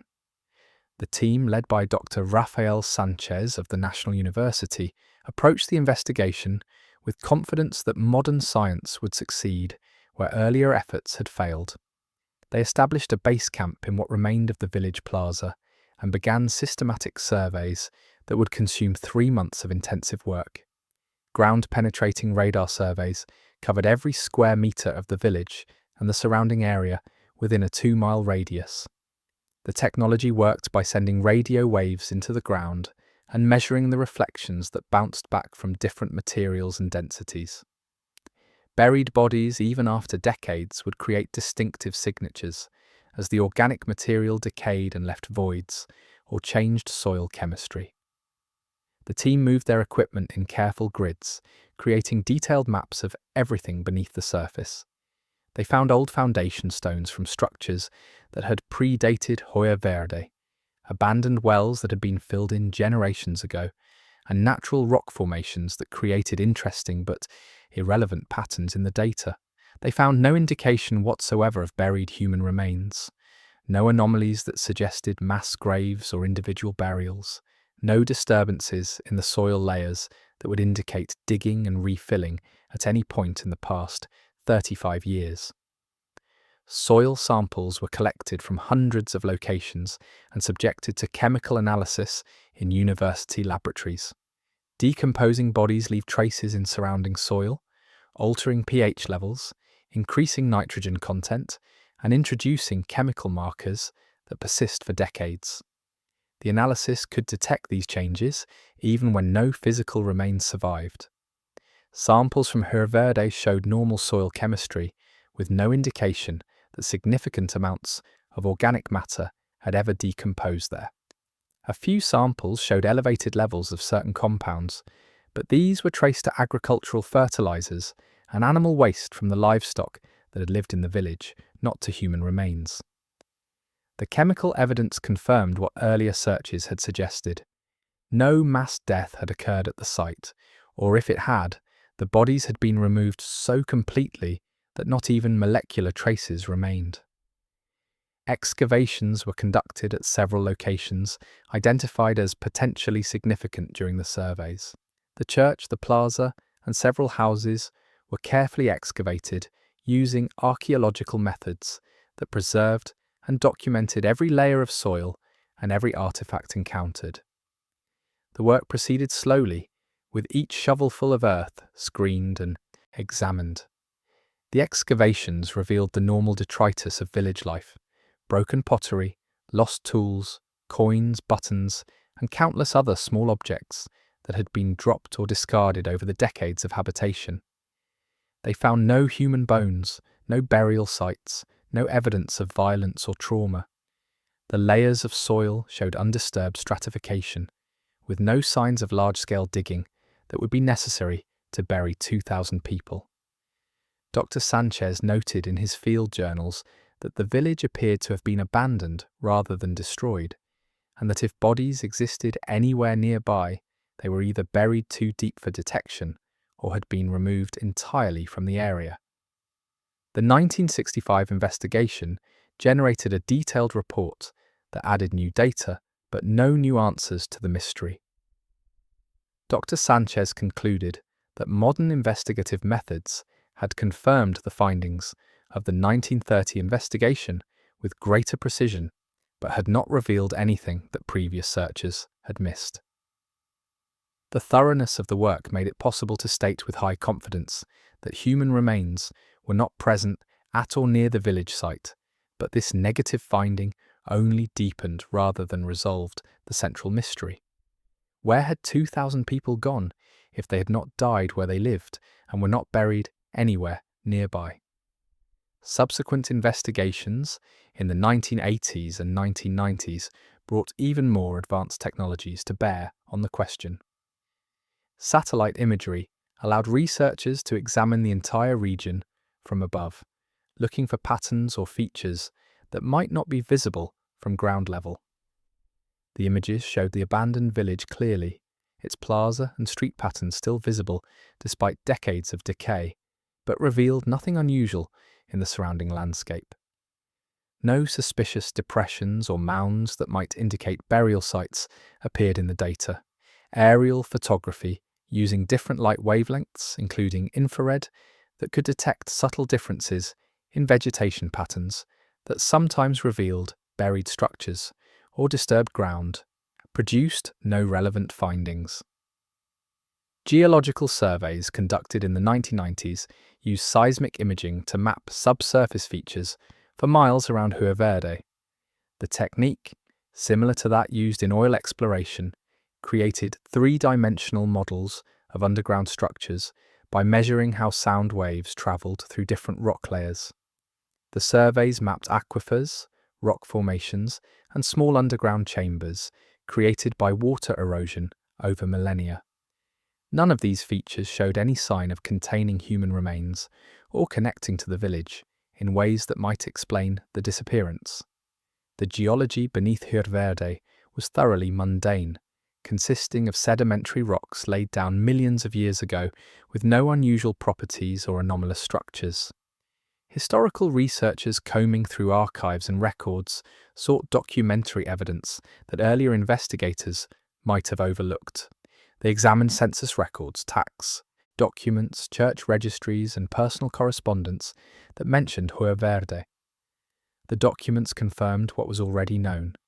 The village had existed, had contained approximately 2,000 people, and had been functioning normally until June 17, 1930.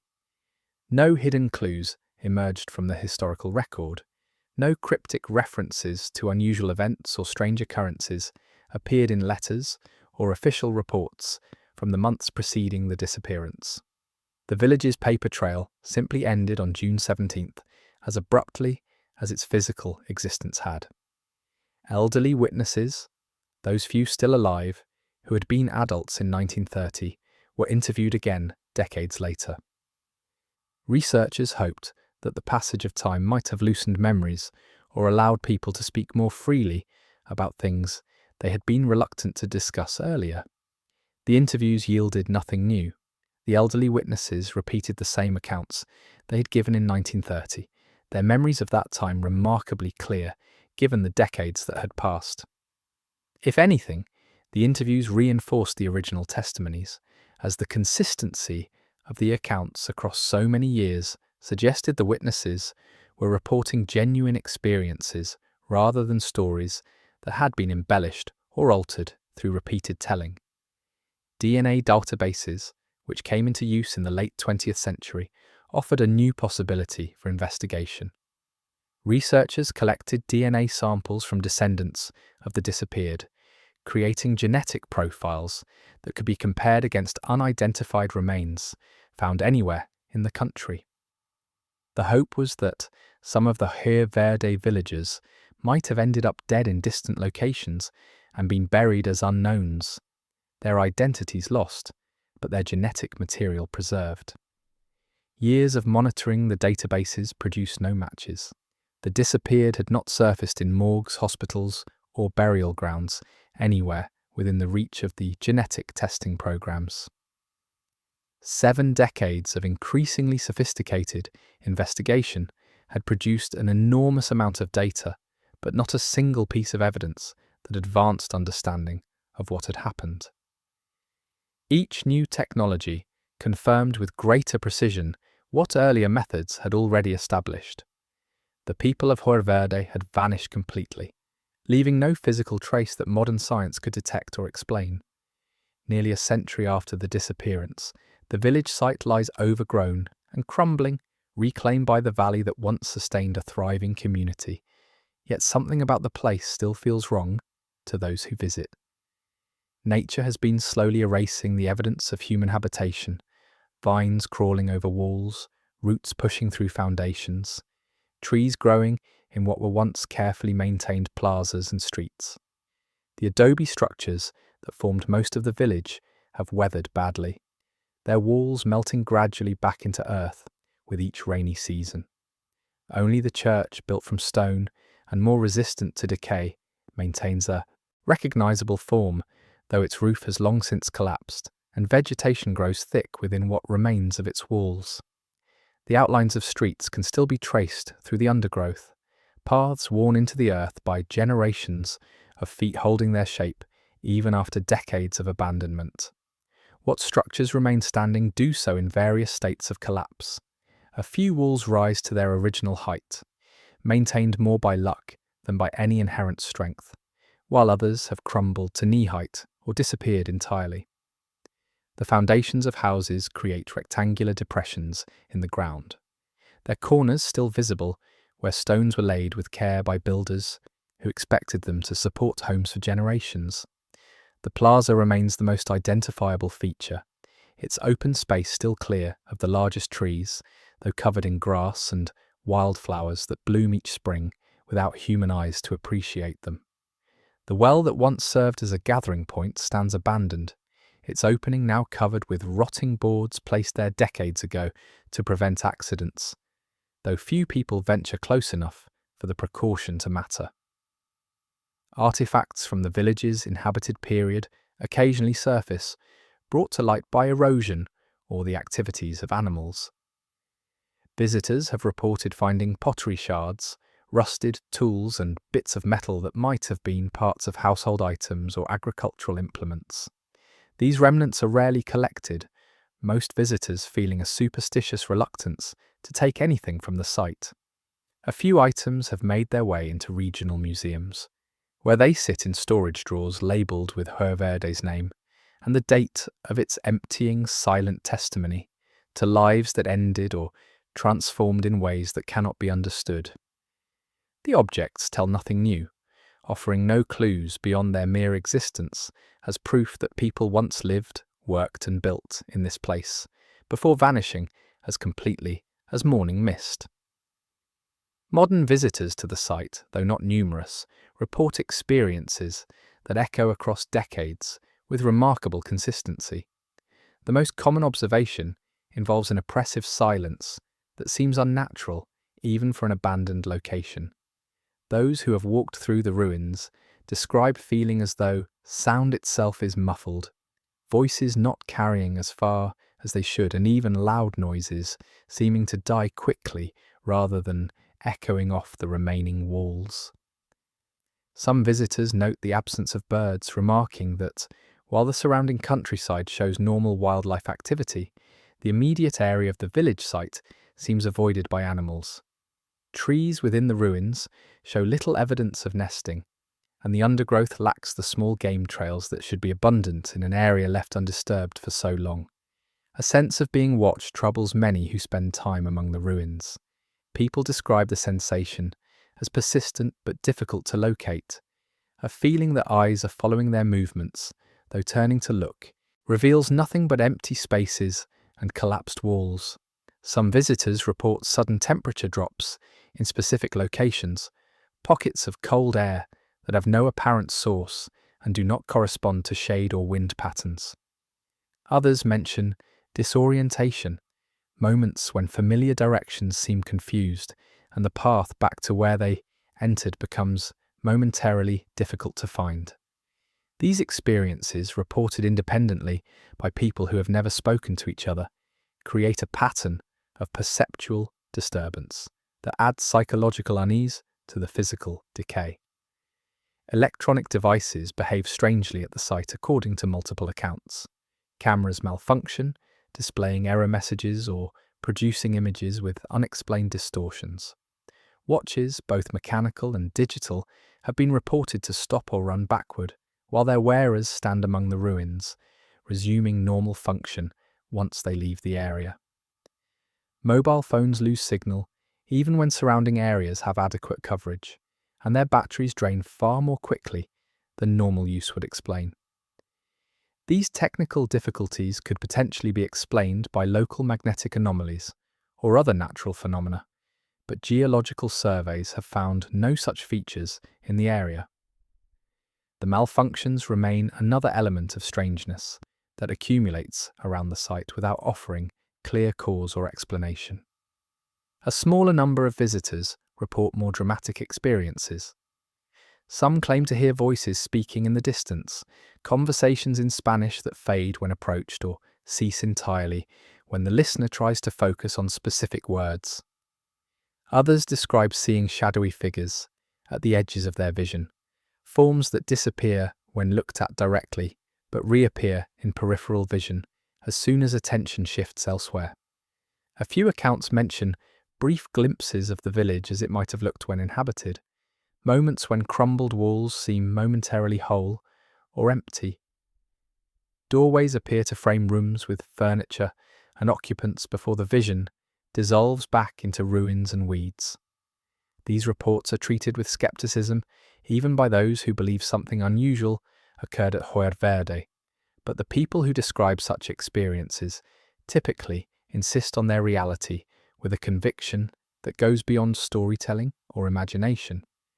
Local residents continue to avoid the site nearly a century after the disappearance. The valley where Juer Verde stood remains unpopulated, though land in the region is valuable, and the location itself offers advantages for farming or settlement. No one has attempted to rebuild on the old foundations or establish new communities nearby. The reluctance seems partly practical, based on the site's reputation and the difficulties it would create for attracting workers or residents, but also reflects deeper unease about the place. Traditional beliefs about cursed ground and locations, where the boundaries between worlds have been broken, influence attitudes more strongly than official dismissals of such ideas might suggest. Parents warn children away from the ruins, and even adults who claim no belief in supernatural explanations generally choose to give the area a wide berth. The land itself occupies a strange legal status. Technically, it belongs to the descendants of those who vanished, but establishing clear ownership has proven impossible given the number of potential claimants and the lack of clear inheritance lines. The property has never been formally seized by the state or redistributed, existing instead in a bureaucratic limbo where it is neither private nor public, neither protected as historical site nor available for development. Occasional proposals surface to do something with the location, creating a memorial or establishing it as an official archaeological preserve. But these initiatives inevitably stall in committees and legal complexities. The site remains as it has been for decades, slowly dissolving into the landscape while maintaining an identity as a place apart, marked by absence and unanswered questions. Standing among the ruins today, with wind moving through empty spaces, where families once gathered and walls that once sheltered 2,000 lives, now providing shelter only for weeds and insects, the weight of the mystery presses close. The silence has substance, the emptiness has presence, and the past refuses to stay comfortably in the past. While the disappearance itself defies explanation, certain specific details documented by investigators deepen the mystery even further, elements that seem deliberately wrong, as if the event were designed to be impossible. These anomalies emerged during the careful documentation conducted in the days and weeks following the discovery, each one recorded by multiple witnesses and preserved in official reports. Taken individually, some might be dismissed as observational errors or misinterpretations. Taken together, they create a pattern of wrongness that extends beyond the simple absence of people into something that violates expectations about how physical reality operates. The investigators who documented these details struggled to incorporate them into any coherent theory, finding that each strange element made the mystery more rather than less intractable. The church candles provided one of the earliest and most puzzling observations. When investigators first entered the church on the morning of June 17th, they found candles on the altar that had burned down completely, reduced to pools of hardened wax with blackened wicks at their centres. The amount of wax and the length of the wicks suggested these had been substantial candles, the type used for evening services, and the degree to which they had burned indicated they had been lit for approximately 8 to 10 hours. If the candles had been lit for evening prayers around 7 o'clock on June 16th, as was customary, they would have burned through the night, suggesting they had been left unattended from evening until sometime in the early morning hours. The detail troubled investigators because it implied the church had been used for evening services. Yet by morning, Father Cruz and everyone who might have attended those services had vanished. No one had extinguished the candles or replaced them with fresh ones, tasks that would normally have been performed before the church was closed for the night. The state of food in the abandoned homes showed preservation consistent with normal decay rates rather than accelerated decomposition. The pot of stew found in the first house investigators entered had spoiled according to expected patterns for food left unrefrigerated in summer temperatures, its contents showing perhaps 18 to 24 hours of deterioration. Similar patterns appeared throughout the village. Bread had hardened but not moulded, milk in cups had soured but not fully separated. Meat showed early stages of decay but had not reached advanced putrefaction. These observations suggested the food had been abandoned very recently, consistent with the evening of June 16th or early morning of June 17th. What made this significant was that it provided a physical timestamp independent of human testimony, confirming that the village had been occupied normally until very shortly before Miguel Herrera's discovery. The food had not been sitting for days or weeks but for hours, eliminating theories that might have proposed earlier abandonment. The animals presented their own anomaly. Livestock had clearly been left without human care for at least a full day, showing signs of thirst, hunger, and distress. Yet they had survived in good condition, suffering only from neglect rather than from whatever had taken their human caretakers. The selectivity of the disappearance, affecting only humans while leaving animals behind, suggested deliberate discrimination rather than an indiscriminate force. If a natural disaster had struck, it should have killed or displaced the animals as well.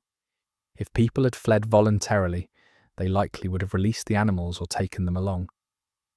The presence of confused but living livestock indicated that the event had specifically targeted human beings while leaving other forms of life untouched, a pattern that no conventional explanation could easily account for.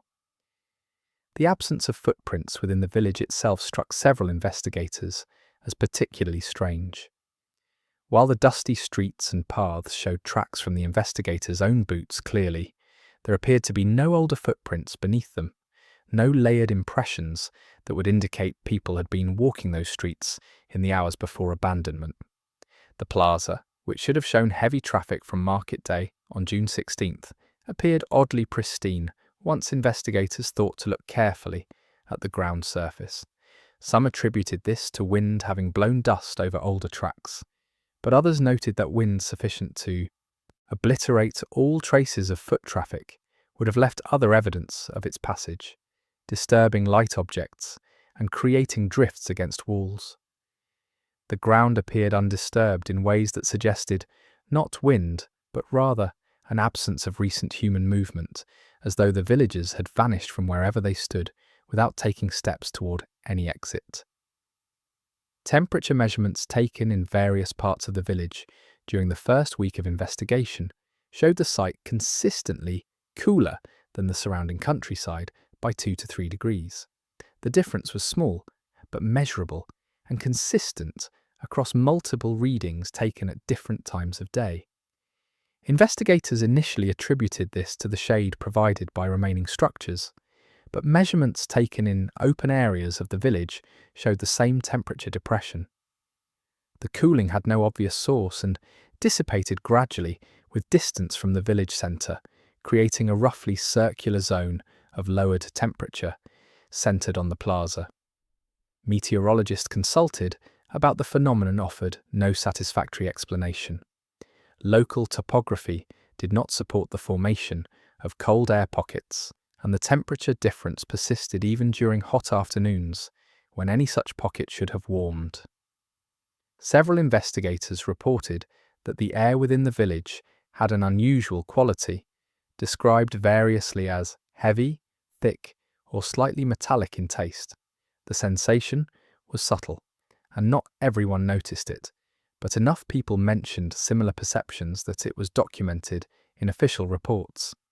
Chemical analysis of air samples taken from the site showed normal composition, with no unusual gases or particulates that might explain the sensation. The perception seemed to be subjective, yet shared across multiple observers, suggesting either a real but unmeasurable property of the atmosphere or a psychological response to the strangeness of the location. Those who experienced it described the feeling as oppressive, making breathing feel slightly laboured, though oxygen levels were normal. A detail that emerged only after several weeks involved objects that appeared to have moved between visits by investigators. Teams returning to document specific houses they had examined previously reported finding items in different positions, doors that had been closed now standing open, furniture shifted slightly from where it had been. The changes were minor and could potentially be explained by subsequent visits from other investigators or even by animals entering the structures. Yet the pattern troubled those who noticed it. Official records showed which teams had been in which buildings on which dates, and cross-referencing sometimes revealed that items had moved during periods when no investigators had been present. The observation was never emphasized in official reports, perhaps because it suggested either investigator error or something even more unsettling, but it appeared in enough personal journals and unofficial notes to constitute a pattern worth acknowledging. These elements, meticulously documented yet inexplicable, transformed the mystery from a tragic disappearance into something that seemed to violate fundamental rules by which reality operates. Each detail alone might admit benign explanation, but accumulated together they created a picture of an event that had been not merely unusual, but impossible in its specifics. The disappearance of Rio Verde cast a shadow that extended far beyond the valley, changing how people in the region thought about safety, reality, and the possibility that the impossible could intrude on ordinary life without warning. In the months and years following June 17, 1930, neighbouring villages experienced measurable changes in behaviour and attitude. Communities that had previously been comfortable with isolation began building stronger connections to surrounding settlements, establishing regular communication schedules and visiting patterns that would quickly reveal if something went wrong.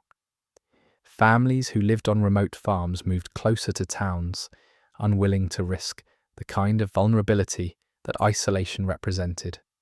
The event had demonstrated that entire populations could vanish without anyone noticing for hours or even days, and that knowledge created anxiety that persisted for generations. Cultural changes rippled outward from the tragedy in ways both obvious and subtle. The story of Hor Verde became a cautionary tale told to children, a warning about the fragility of human existence and the unknowable forces that might lurk beyond the edge of understanding.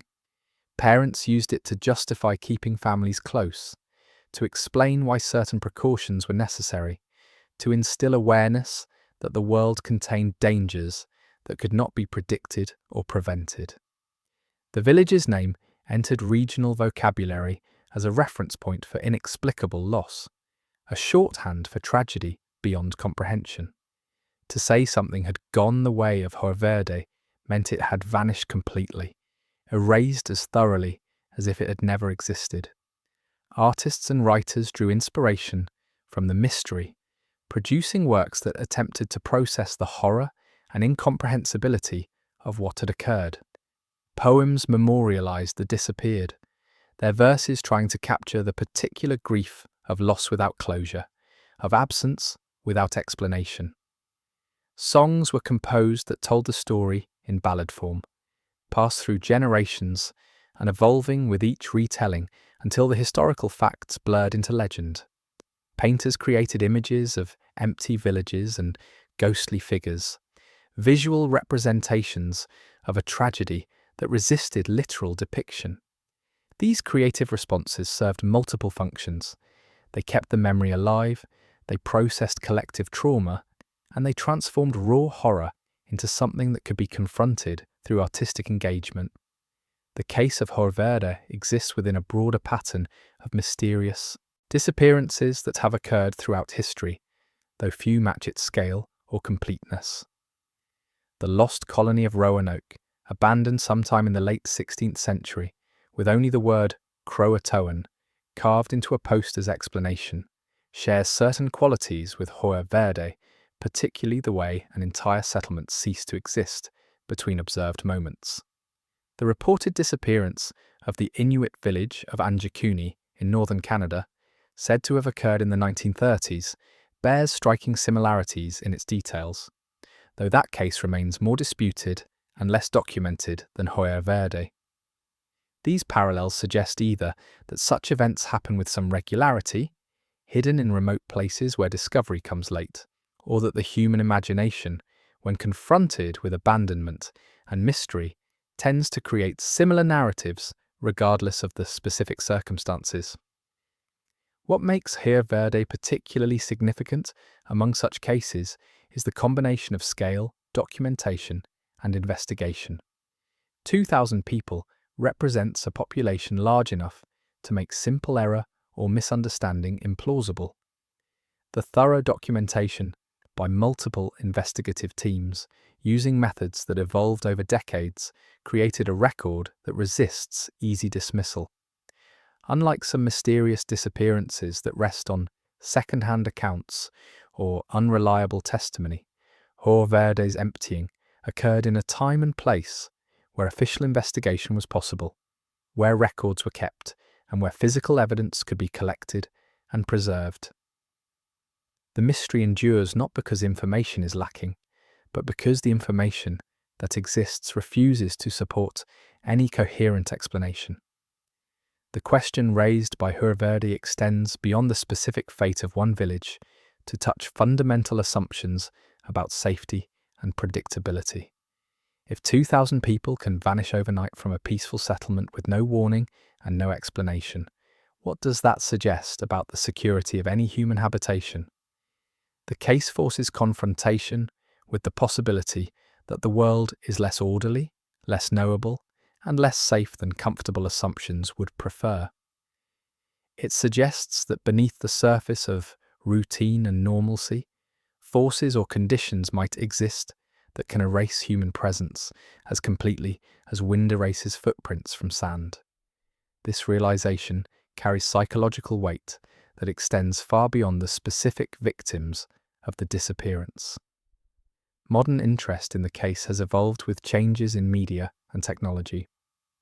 Books examining the mystery have been published in multiple languages, each adding its own analysis and speculation to the accumulated literature on the subject. Documentary filmmakers have visited the site, interviewed descendants of survivors, and presented their findings to audiences around the world.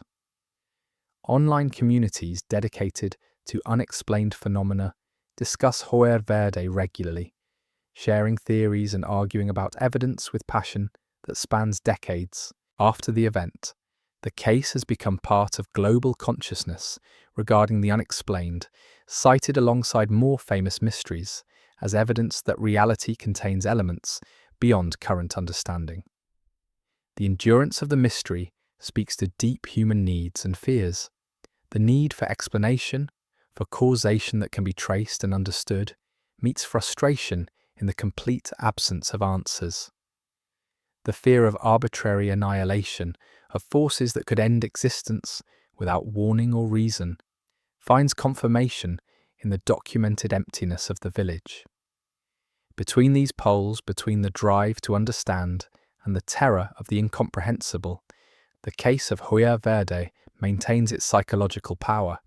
It resists resolution, denies closure, and forces contemplation of possibilities that rational worldviews would prefer to dismiss.